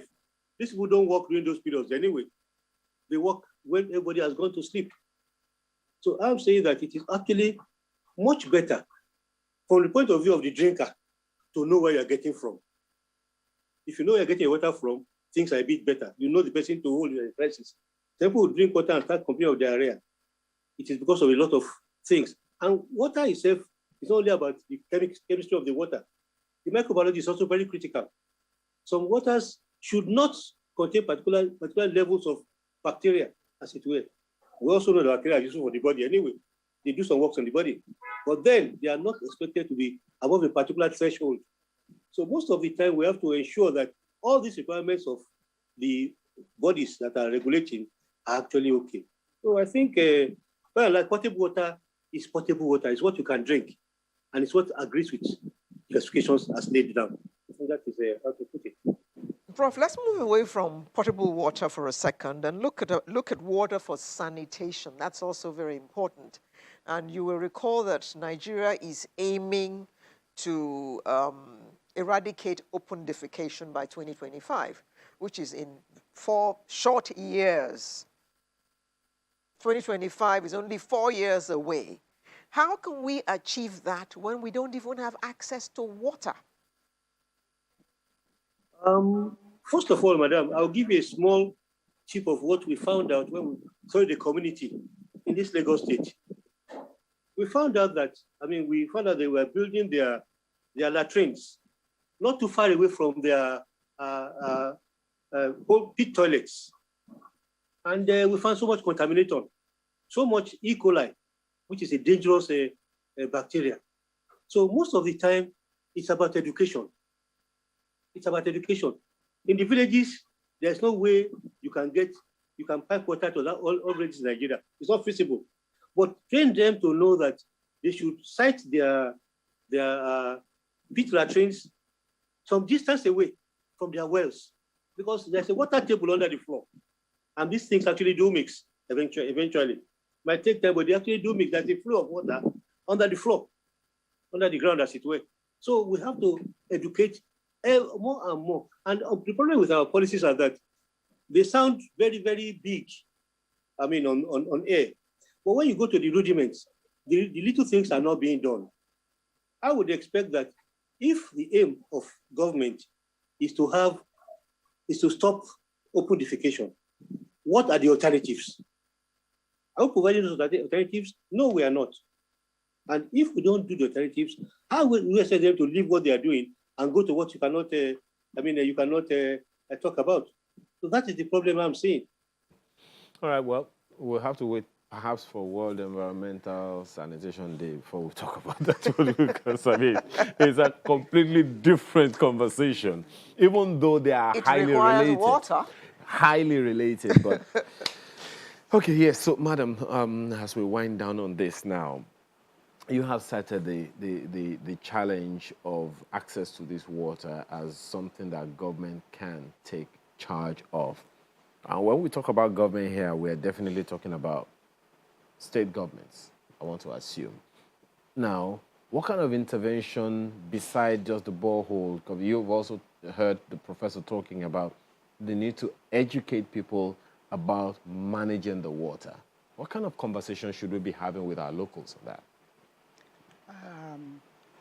Presently, Lagos State government, they have an agency called the Lagos State Water Regulatory Commission, LRSWC. And presently, they are going on awareness campaign on water. And we are part of the awareness campaigners. And it's not just taking water. Just like water is life, water can also be death. Just a thin line.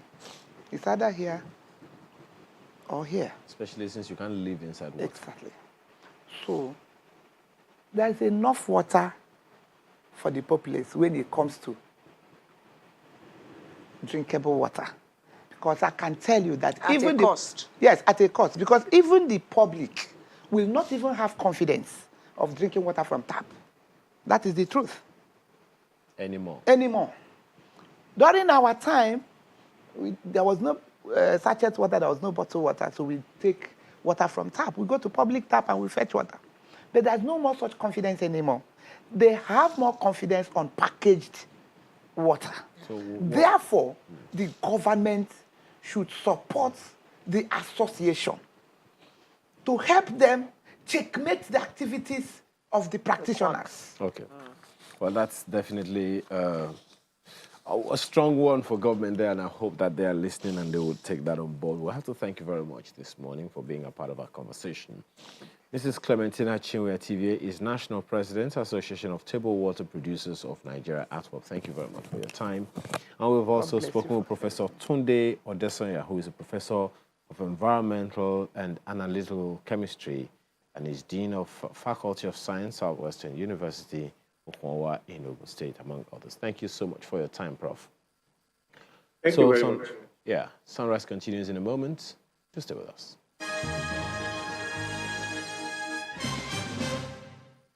Well, you need to interpret those things that you heard. You can't just gloss over it. No, but I can't. It's a superstar, you know what I'm saying? I can't, yes. It's a superstar. Yes, indeed.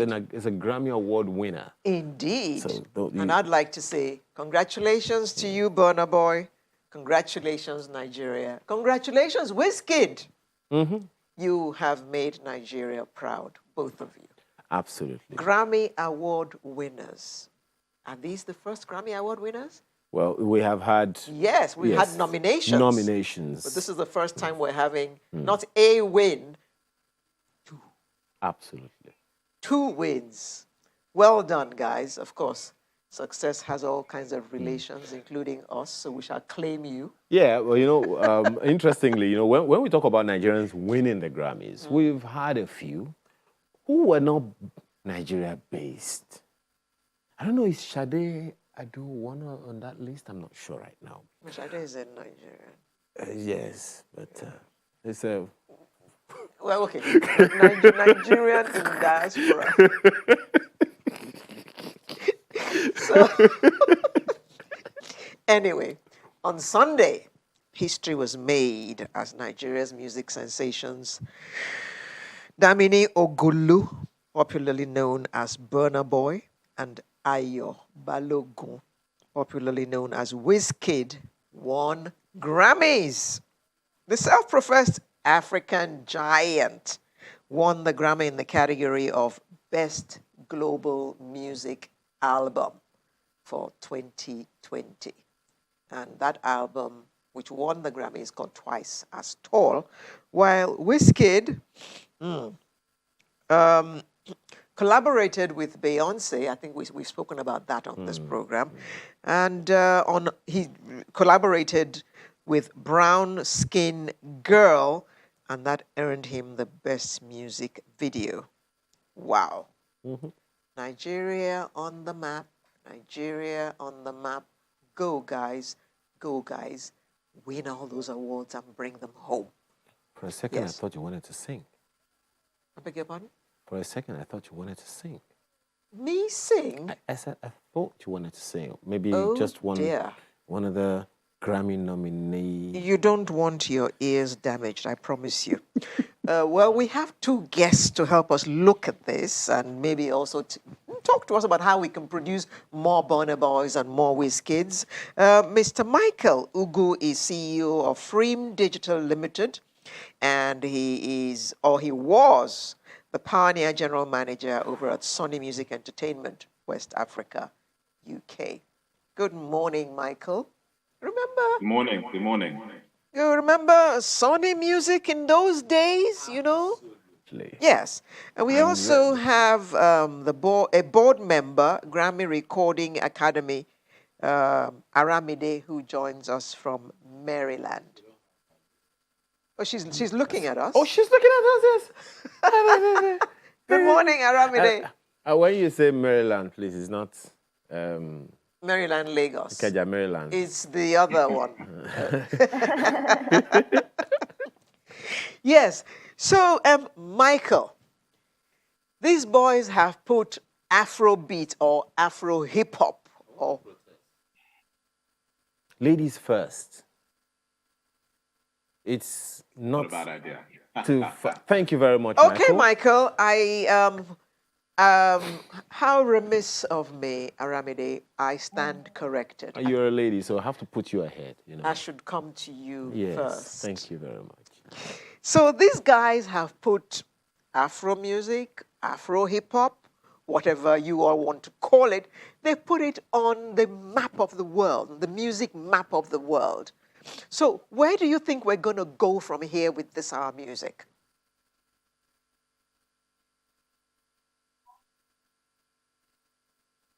Is that Aramide? Yeah. Is that for me? Yes. Ladies first, I'm told. Ladies first. Okay. I was corrected. Okay. Okay. First of all, I want to say congratulations to the winners, Burna Boy and Wizkid. It's such an amazing win for Nigeria. It's groundbreaking for us, and I think it's an inspiration for a lot of new artists of this generation in particular.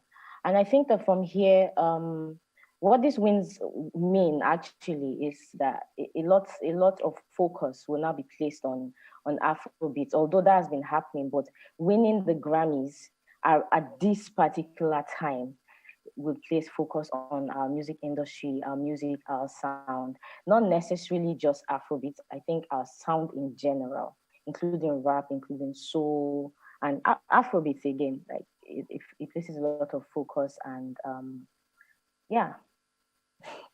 Michael, how do you think this will impact musicians not only in Nigeria but all over Africa? I think it's fantastic, right? I think it's validation for our industry. It's validation for a lot of the hard work that the independent local labels have put in, all the local players. It takes a village, right? These artists are at the forefront, but it takes a village. I think it shows other artists across the continent that it can be done. I mean, we've had other winners across the continent. I mean, like Youssou N'Dour, Angelique Kidjo and others, but I think it's great that we now have contemporary winners from Nigeria. We all know that, we're steeped in a lot of history.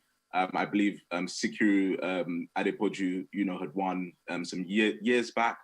And others have been nominated, and it's just great for the industry. I think like I said, it validates a lot of things. I still do think we have a lot of work to do. So I often say that it's now that the work really starts. It never really stopped, to be honest. And awards are great for validation, but they aren't the be all and end all. I think a healthy, commercial, locally driven industry and ecosystem is paramount, and we need to keep that front and center. Well, great thing you mentioned Sikiru Adepoju won. It was in 2009. There was also Babatunde Olatunji who won in 1991, and all of that. But in all of the categories, Aramide, 8 World Music Album all the way. The 1991 win, the 2009 win, yeah, and the Burna Boy win, all in the world music category. How significant is that? It's like I said earlier, it's groundbreaking because Burna Boy was nominated last year, and he was in the same category with the likes of Angelique Kidjo that has won a couple of times, and it's very competitive because there's so many artists that a lot of people have never heard about, from other African countries or global artists, that also make amazing music.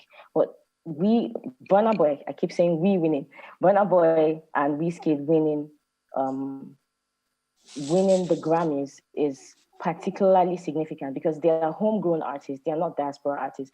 They are not artists that were exposed to the normal structure and all that. They had to build their own and then push through all the challenges that we face in our industry here. So the fact that they are homegrown actually makes it more significant, more special, and I think that it's like I said, it's very, very inspiring. Like, it means that you can achieve whatever if you believe and if you keep pushing. Yes. Yeah, Michael. Nigerians have been nominated over the years and not many wins until, we have just reeled out the figures. But then, one of the challenges a number of people would point to, as Aramide also referenced, is the structure of music practice or music as a profession or music as an industry in Nigeria. Maybe I should even begin from there. Is music something we can see as a profession or something that we can say professional musician or it's just a vocation? Maybe you may want to speak to how significant is that in the structure of the industry. Alero began by referencing the sunny music of yesteryears, and we know what that did to the local musicians at the time. Even though we had a better structure for the music industry, not so many nominations at the time.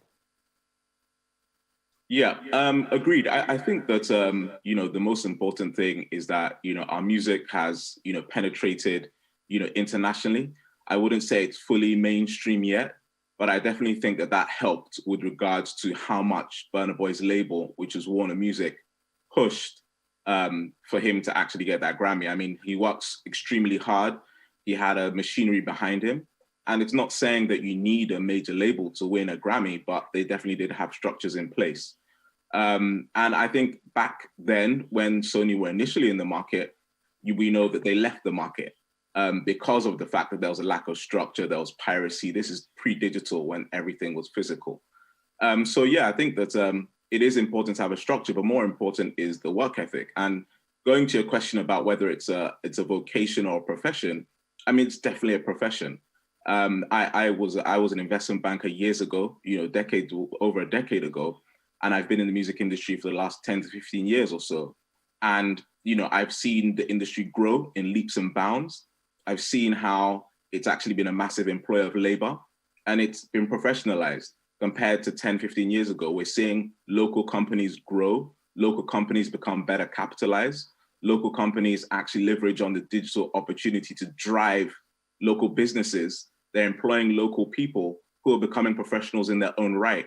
I'm talking about music executives across the board. So yes, when I said ecosystem, the artists are at the forefront, and they're the ones who do a lot of the work from the creative aspects, but without the teams building these artists and building these narratives, nothing can actually happen.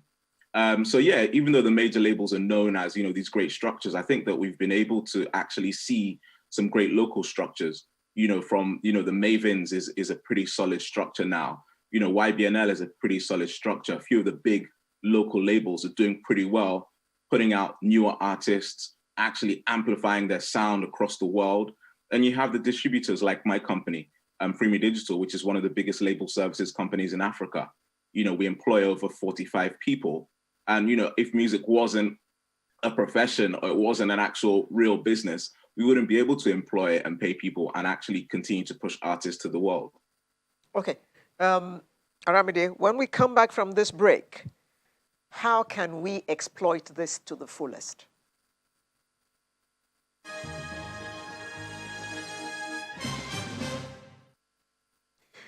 Welcome back. Aramide, I did say before we went on that break that I would come to you with this question. So now we have made it onto the international stage. How can we exploit this to the fullest? Nigeria abounds in talent. We need to push them, don't we? Yeah. One thing I think that this has definitely created is visibility in our music and the path of our music. And one way I think that we can exploit this is by creating partnerships, by going into partnerships with different artists, because that definitely increases the number of streams for artists. For instance, a typical example would definitely be Davido being in Coming to America and performing. His music was there. I think that's also a very, very huge, a very huge platform to showcase African music, Afrobeats in particular. So partnerships, licensing, publishing, more collaborations, more features. And then in terms of partnership, it has to be very strategic and just basically consistency. Artists need to stay true to their sound. And what else? The artists that have won, Burna Boy, Wizkid, that have been on this platform need to bring other people in. That's very, very, very important for them to bring other people in. Aramide, let me stay with you for a bit. Okay. Perhaps we need to be more strategic in our strategy. If I can go that way, I'll tell you why. King Sunny Ade was also featured in a few, one or two movies of Western origin, of American origin, actually. Yes. And we have had a number of other Nigerian musicians who have performed on stage like that, so over the years. So that's to say, it is not that we are not known out there. So I'm trying to expatiate on Alero's question, and perhaps it's now to be more specific about the strategy that we need to embark upon to exploit.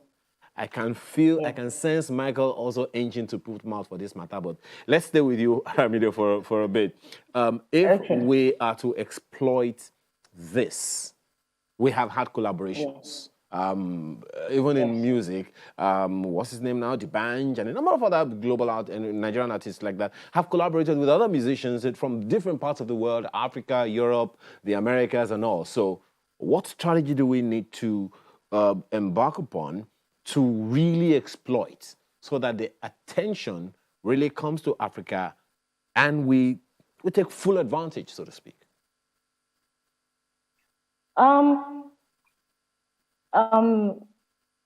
First of all, to exploit whatever is going on right now, you need to be strategic. I already mentioned that earlier. And For instance, I'm going to give an example with what Burna Boy did on his album. He had international executive producers like Diddy. Diddy was an executive producer on Burna Boy's album. That's huge. That's major. You know, I don't know. I think people just need to be consistent. I don't know. Michael, you want to take it on? Yeah, definitely. Well, I mean, to me, I think we have to look at this from the reverse, actually. You know, it's great that we have one or two artists, because we have to remember that the artists penetrating internationally, the cream of the crop. For all intents and purposes, those artists will not necessarily grow the wider industry. I think we have to look more at home, right? I think that, you know, when it comes to things like touring, when it comes to things like merch, we need to look at home. I think when it comes to building the audience, we need to look at home. You know, a music market and an industry is as valuable as its home market. You know, all these opportunities that Burna Boy, Wizkid, and Davido get, they're export opportunities. You know, in a typical country, you look at what's the industry like at home. The US is the most valuable music market in the world because its home market is strong. Yes, its artists tour the globe, but those are export opportunities. When you see French Montana in Dubai, 50 Cent in Paris, those are export opportunities. But they're real opportunities, and where they see the most growth is at home. So I think that, you know, having been in the industry for a long time, you know, I've seen a lot of music services come into the country, you know, and a lot of them are doing a decent job, both the local and international one. I think it's about changing our culture to consume more content in legally licensed streaming, on legally licensed streaming services. You know, buy tickets to events, buy artist merchandise. You know, we have this massive market. And though, yes, not our entire population is the addressable market, we do have a sufficient population to be able to create a local burgeoning industry. So I think that, you know, for me, it does come back to what is our local audience saying? What are they buying? What are they consuming? How big are our local companies growing? You know, how are we actually able to go out and challenge the world using our local labels and local label services and local distribution companies? That's where we get the respect from. That's Michael, how we leverage the challenge isn't what you're talking about. People listen to music, people want to get music at any cost, but you just referenced, albeit slightly, on the sources, how people get these songs. You know, these songs are always streamed. How do the huge population that loves music will get the music at any cost if they can, that is also heavily impoverished? How do they, you know, get the service of this music industry that they cannot afford, you know? And then add that to the fact that in this day and age, not much is said about, you know, buying CDs or records anymore or cassettes.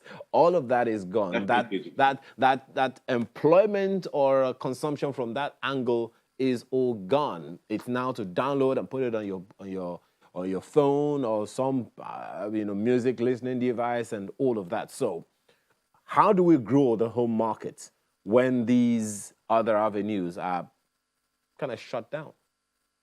No, they're not actually shut down. So, you know, I've been in this game for a while, and, you know, year on year, we've seen consistent growth with regard to Nigerian music consumption, right? Now, 10 years ago, definitely, it was a focus on diaspora, even up until a couple of years ago, even up until today. If you're a music company in Nigeria, the diaspora market is quite important. But we are seeing the local market consume more and more as we're seeing services become more aggressive. I mean, locally, we have services like MTN Music Time. Years ago, we had iRocking and Spinlet. We're seeing the international players like Deezer, Spotify, Apple Music come into the market and compete more for actual listening time, right? And I think the key thing has been the price points over the years. You know, some of the price points to get access to some of these music services are much cheaper in Nigeria than in other countries. So I think if we look at the numbers and look at the data, I think there's been a massive improvement. But it does take a culture change. It does take respect for IP. It does take, you know, building a local fan base and people actually saying, look, I'm a super fan. I want to buy a Burna t-shirt. I'm a super fan. I want to pay Spotify a monthly subscription to consume his music. You know, there's a lot of variables that go into actually driving and growing these services. But I definitely think we're seeing a positive increase in the number of paying subscribers and the propensity to actually, you know, download a music service and consume that, because it's easier than downloading from a funny blog or a funny music website, getting a virus on your phone. I do see that, you know, I'm looking at these numbers analytically on a day in, day out basis, and there has been a massive improvement. And things like Burna Boy winning the Grammy are actually great because, like I said, it validates the market. It puts more ears and eyeballs into the market. Some of the bigger music services are now like, okay, fine, we need to uncover another Burna Boy. We need to uncover another Wizkid. We need to uncover another Davido. Because, you know, if you look at international markets, like the China market is a huge market. The Indian market is a huge market. But our sound is actually massively influential on the global stage. Beyonce has done albums that are Afrobeat influence. French Montana, Drake, Sway Lee, the list goes on, right? You don't see that same influence from, you know, music out of India and China. No offense to the market, great, huge markets, bigger than ours, but our sound is massively influential. So I think it's about converting that into how we grow our homegrown industry. Homegrown is massively important because that's how we stay sustainable. That's how we continue to employ people. And that's how we actually derive the vast majority of the benefit of these are artists, you know, back home. The international labels, they're great, but they will not reinvest back home. You know, we invest at home. Other distributors, other label services, other local indies reinvest this money back into the local artists, and we find the diamonds in the dirt and we take that to the world. So yeah, I do think we have a lot of work to do, but homegrown for me is where we just need to keep the focus. You didn't add Janet Jackson to that list. Did a song recently made for more and had gone and even spoke Yoruba in the song. Come on. I see. Yeah. Okay. Aramide, you are a board member of the Grammy Recording Academy. In real terms, what does that mean? It means that I get to sit down in a room with a bunch of other people and make decisions that concerns the chapter in Washington, D.C. The Grammy chapter. Tell us about the process through which these artists emerged. That you mean like the nominations? Yes, ma'am. Okay, so what actually happens is if you have an album within the particular year of review, you submit the album through a member. A member can be an individual or a company that's a record label or a publishing company. You know, you submit it and then it's reviewed by the committee, a bigger committee. And then the list is shortlisted into consideration category. That list is always really, really huge. And then from there, there's also a subcommittee that sits down on each genre to pick the nominees. That's it?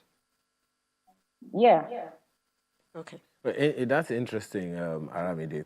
But let me go back to Michael, because maybe I'm beginning to get interested in the business part of this. You know, because it's show business. It's a lot of attention on the show, not so much on the business. And no, this is to Michael. So there's a lot of attention to the show and not so much to the business. And you say things are improving, you know, gradually now. But something a number of people continue to reference is the infrastructure that supports investment in any business, and show business no less. What are the infrastructural deficits that you think will help Nigeria to do better, to be able to exploit the opportunities that these young men have created for generations to come? There, you know, if you have all day, I can probably give you a long list. But you know, in summary, infrastructure in terms of venue infrastructure is lacking. You know, probably actually number one on the list is just simply capital, right? A major label or a big music corporation is essentially an investment bank for the music industry, right? They take the risk the same way an investment bank or a VC or a private equity firm will take, you know, risk on a high risk company, is the same way that a major label will take a risk on a potentially high risk new artist they need to break out. So I think access to capital, affordable capital, and I think what we find in Nigeria is that we don't have affordable capital. Even some of the more organized music companies, my company is at least 6 years audited, right? We've won grants from the World Bank. Even to secure a loan from our local retail banks is really hard, right? We built one of Nigeria's biggest production facilities in Lekki and Lagos. We sought local bank funding. We didn't get it. we had to raise the money privately to build that out, right? Even though we had books in order, even though we were audited, even though we've paid our taxes, everything, it was still ridiculously hard. But I think access to affordable capital is massively important. Once we get that access to affordable capital, just a moment. On that, Michael, what do you think makes it difficult for banks to see the upside of that investment? Is there a challenge to communicating the profit end to any investor? I don't think so. I think in the bank's very essence, I guess they'll be focused on the least risk, most profitable projects. So from a commercial perspective, I get it, right? You're focused on the bottom line. I think that historically, some of the local labels in the industry hasn't had such a good record, especially with regards to transparency and actually organizing their books and actually showing some kind of structure. So yeah, if I'm a bank MD or a bank manager, I may frown and say, okay, look, this looks a bit risky. I'd rather not, right? Because they have to report to somebody and ultimately report to shareholders. So I think that even if it's not banks, there should be other higher risk players like local private equity companies who are more interested in the space and who are willing to actually, provide capital at a much cheaper base. I think one of the difficulties is general cost of capital locally. But I think if that is unlocked, then the opportunities are then immense. Michael, let me take you somewhere where I know that there's been interventions, or should I say, conversations between the industry, the entertainment industry, and government. How do you think that these wins are going to influence government such that they're prepared to actually support the industry more than they have been seen to have done?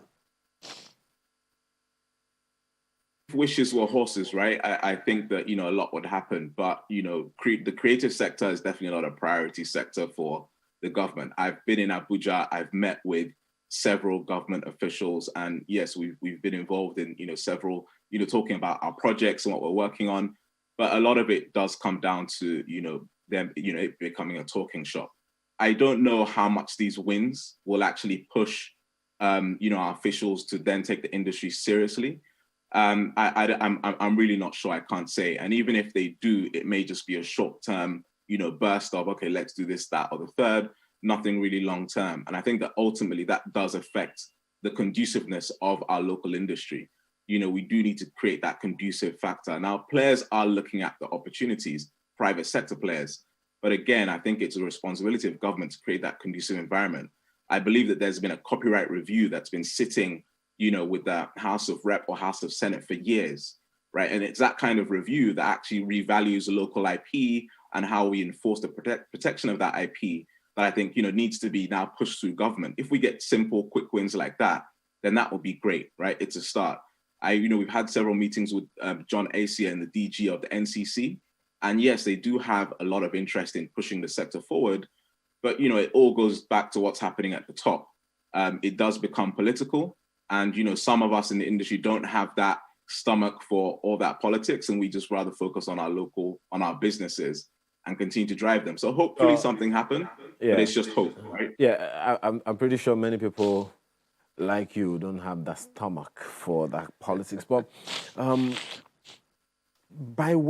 looking at it from the business end, Michael, I'm staying with you because it's business, and you seem to be in the business of show. Looking at it from an economic perspective and opportunities for creating employment, if you were to speculate, what value would you place on Nigeria's music industry? When you say value, are we talking about US dollar value? Value, whichever one it is. Well, I mean, one of the biggest difficulties with actually, allocating value would be access to data, right? Now, I've read all the PwC reports. I've seen different, metrics such as, $80 million, $100 million, industry valuations. And, we're not sure, right? Because, unless we see, core numbers from some of the services across the board, the telcos across the board, from that data perspective, I'm not sure. But I think in terms of value, it's a very valuable industry when it comes to employing labor. Right, you don't need a degree to work in the music industry. Maybe you need an oil and gas degree to work in, with Enyo or one of these oil and gas companies, or you need an economics degree to work in UBA, right? But to work in the creative industry, you just need the passion. And I think we have a massive youth population that is passionate and that are massively creative. And for me, that's massively valuable, right? There's some things you just can't compute or quantify. And I think that if we actually look at that opportunity, we can potentially diffuse a lot of the potential risks we're seeing emanating from the youth segment of our population, who are actually massively underemployed and unemployed, right? Idle. We know that's a keg for all kinds of different, social ills. So I think that this sector alone, even if you're not looking at the US dollar value, you have to look at the safety value of actually getting people into work, getting people active and getting people trained. I've trained a lot of young music execs over the years who weren't initially music execs, who may not have had degrees, who may not have gone to, in overseas universities, but had the passion and the determination to learn in this industry. And they've gone on to do great things. They've stayed with me for some years and they've moved forward. And I think that that's what we have to really look at. Okay. And it will be there will be a massive reduction in youth unemployment if we are doing a lot more in the creative sector. So that's value for me. Okay. Well, Aramide, as Michael has said, so many people are now going to be looking in the direction of Nigeria, of Africa. Who's going to be the next Burna Boy? Who's the next Wizkid? Who's the next Davido? If you're going to give clues, to people what to look out for, one of the things you said the other time is that people need to be consistent. What other things should musicians need to do to get the eye of the world and be sustainable? Sorry, before I answer this question, I'm going to add something to the question that was asked earlier on about how people can get nominated.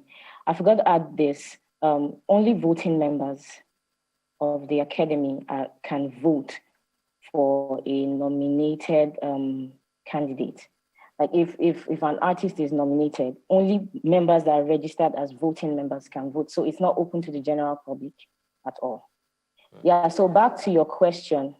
What I think can happen is, what I think can be done is, like I said, consistency. People need to be consistent to be like Burna Boy. Burna Boy is a very consistent artist. Even when nobody was paying attention to him after his first album, he kept putting out music.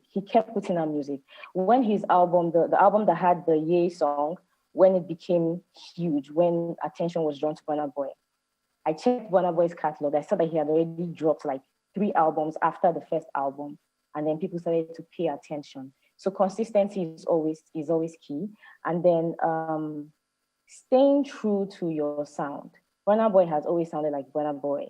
He doesn't try to waver. He doesn't try to sound like the new trend or trying to sound like, oh, I need to switch up. Even when he switches up, it sounds like there's a growth. It sounds like you can still tell that this artist knows exactly where he's headed to, even when something new is added, And then to get to that level, you probably need some key collaborations from record labels, international record deals. There are different types of international record deals. There are some that work and there are some that don't work. There are some deals that you should sign. There are some deals that you should not even get close to, And then a typical example of also a collaborative album, like Michael said, is the album that Beyonce did, the Gift album. It featured a lot of African artists. It exposed our sound, and I think that the more we have more of these things, the more the market opens, the more space, the more discovery would have of other artists. A lot of other artists will be discovered. A lot of other artists will be brought under the umbrella. So it's still brings us back to strategic partnerships and alliances. Strategic partner and alliance, that's what we need. I think that's a good place to leave it this morning. Once again, congratulations to our Grammy winners, Burna Boy and Wizkid, and congratulations to Nigeria. And Aramide and Michael, just keep working hard. Thank you very much for joining us this morning. Aramide is a board member, Grammy Recording Academy. who joined us virtually from the United States, and Michael Ugu, CEO of Freem Digital Limited and former pioneer Free and me. general. Sorry, Free Me. Free me. Oh, Free Me. Let me go. Yes. Oh, Let us Free go. Me. Free Oh, me. Guano. Free Me Digital Limited, and he's the pioneer general manager, Sony Music Entertainment West Africa. Thank you very much for joining us this beautiful Saturday morning, this very happy day on which we make it known to the world that ours have won the Grammys. Mm-hmm. Yes. We'll be right back with the home stretch in just a moment. Do stay with us. Well, the movie is titled Alejandro. And no, it doesn't have an H. Well, it's talking about our artist of the week is Sam Ojo. He's a Nigerian-American actor and producer. Sam produced the movie called Alejandro, and he produced other indie movies in the UK and US, and recently the one that we call Alejandro. He was born in a city well known for arts and culture in Nigeria. Major dying, not dying as in death, but dying as in changing the color of a thing, and a UNESCO World Heritage. Yes, you know. So his father was a renowned photographer in the 70s, and there were numerous known art dramatists in the city. And well, let's not tell all of his story. Let's allow him to tell his story for us. Sam Ojo joins us this morning. Thank you so much for joining us, and congratulations. Thank you for having me. Good morning. Wow. For a second, my colleague here thought you were someone else. Are you impersonating anyone? Okay. Who have you been told that you look like? No, it's still the same me. I have never changed. So I'm really glad to be with you this morning. Thank you. Well, the question is, I mean, for one, some could mistake you to look like someone else, like maybe a Kunle Afolayan. She actually said, well, is that not Kunle Afolayan? I said, no. That doesn't even look like a photocopy. For real, I get that a lot, you know, even before I decided to go into movie production. I will be at the airport and a lot of people were like, are you Kunle Afolayan's brother or are you Kunle Afolayan? And I say, no. And they will say, oh, you look like Kunle Afolayan. I say, oh, is that a compliment? Because is it that Kunle Afolayan looks like me or I look like him? But whichever way, thank you. It's a compliment. I appreciate that. For all we care, you look like each other. We don't know who looks like you. Full stop. Yeah. Okay. One looks like the other. Yeah, just like a story I heard in the course of the week that there was a man driving on the city of Lagos and he looked exactly like the president. But I don't even know. I don't know what to say about that one. But Sam, so walk us through your journey into filmmaking. You always wanted to do this, or was something that just happened? No, it didn't just happen. I have always been an activist all my life. And apart from that, I grew up in a family where creative art is at the top notch. My dad was a photographer, very renowned photographer from where I came from. Apart from that, I was born in a city where creative art was at the top notch as well. So I've always liked to make a movie or tell my story in a different way. And as I grew up back then in late 70s and early 80s, I was so passionate about a lot of social vices in our society, particularly injustice. And I realized after moving out of Nigeria, I realized that injustices are everywhere. You know, we always complain about so many social vices in Nigeria, but upon moving to UK and later to the United States, I realized that, man, it rains everywhere. So I decided to start telling the story and contribute in my own little way to the society by telling a story that actually happened and tell it to the authority so that something can be changed. And that's why I decided to make this movie. Before I made Alejandro, I have done some short films and some feature films here in the state of Oklahoma. But this is the biggest commercialized feature movie that I'm producing. What is the story of Alejandro? Tell it to us in like 4 sentences. Okay, 4 sentences, that would be difficult, but I will try to make it really short. So this story is about a man that is considered a lesser man in the society. And the name of that person is Alejandro Gomez. He is a Mexican, and he was about to be railroaded for the crime that he did not commit. So he was about to be sentenced. He was found guilty, and he was just about to be railroaded. And there was another guy in the state of Oklahoma who was not considered an appropriate person. He's a successful lawyer, he has an accent, and he lives in Oklahoma. You don't usually see that. And this guy stepped in on allocution on pro bono for this man. But the real moral of the story is when he stepped in to help, he wasn't even thinking of maybe the outcome of the case, but he was thinking about how helping another person has actually helped himself to be a better person in the society. And that's exactly the moral part of it, that when we face an adversity, we look up to the Lord who can be our help. That's an interesting angle to take it from, but more issues to be raised on that when we return from this break.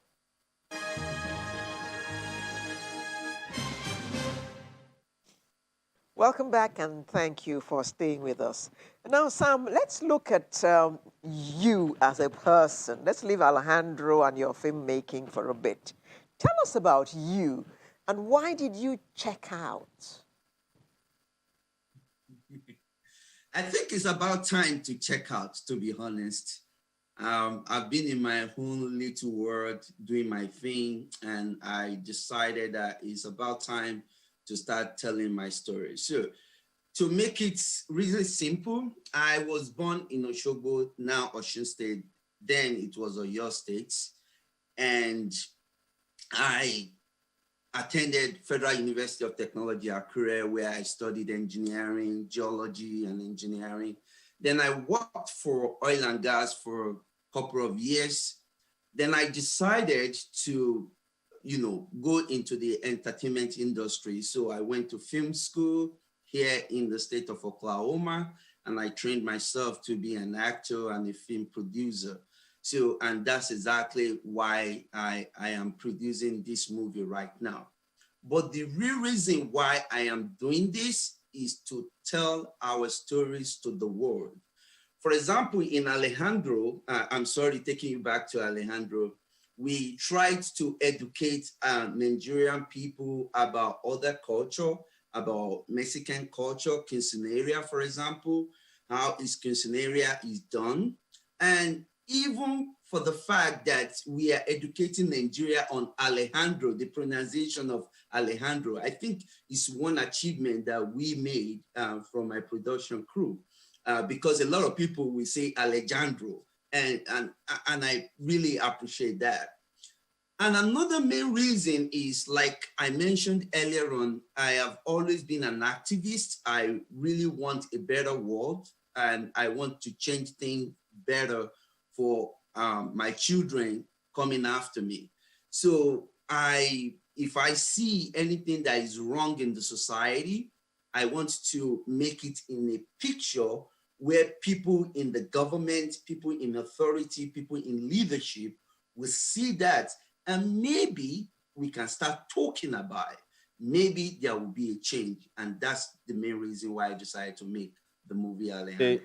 When you say you are an activist, it definitely doesn't sound like human rights activist, but in what area?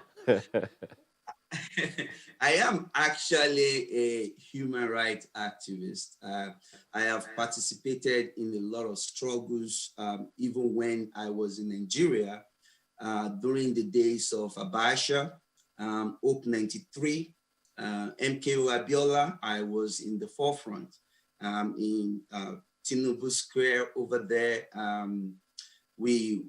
I've always been in the forefront. Even when I was in college, in the university, I was a public relation officer for the student union, and I was in the NANS as well.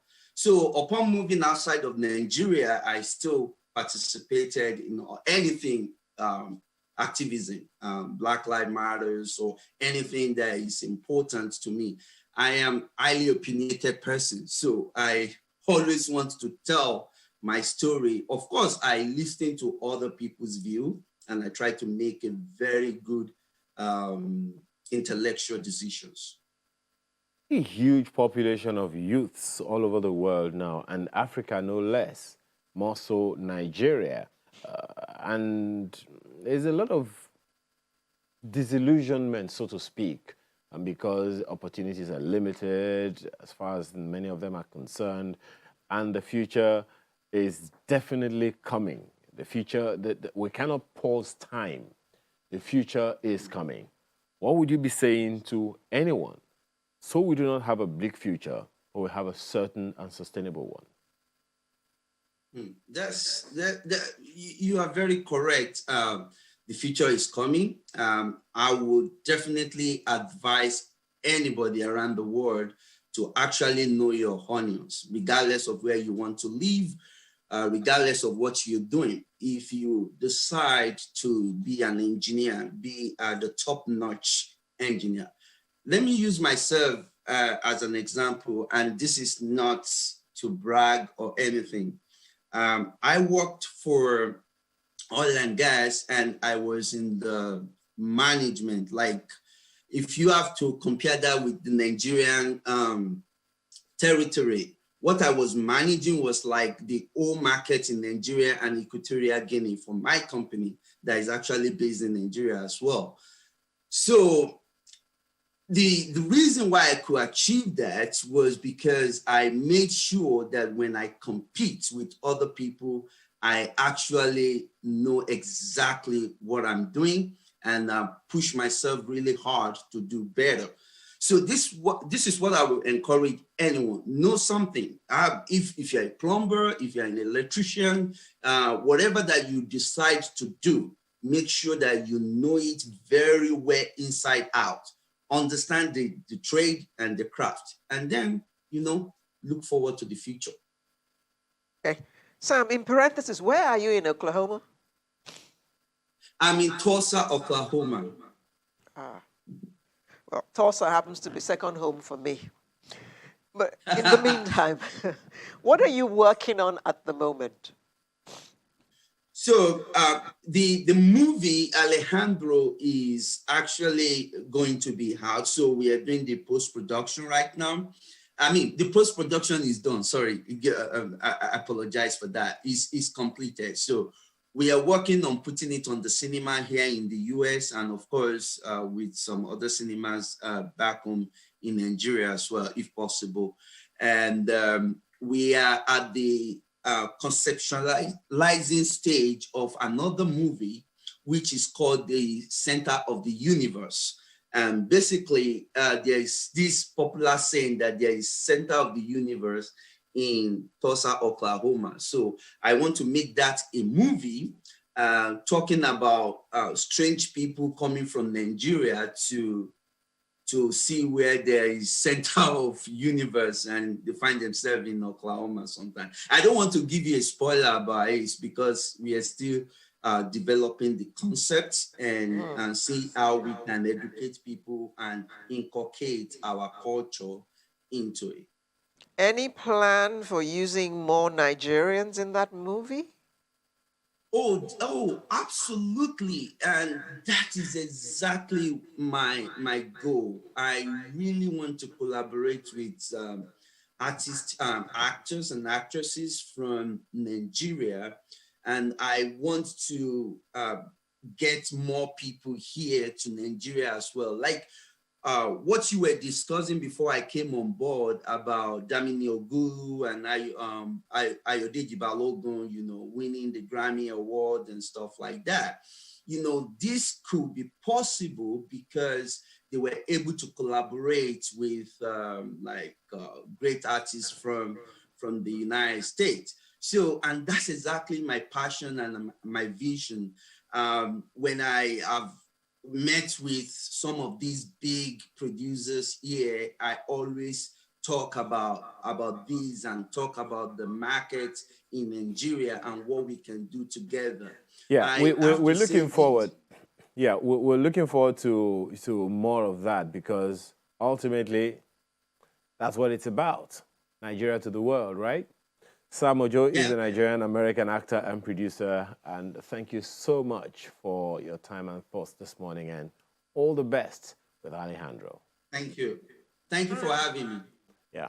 You're welcome. And that wraps up the show for today. We shall bring you a fresh one next week. I'm Alero Edu, wishing you all the best till we see you again next week. And I'm Ayo Makide. Have a wonderful rest of your weekend.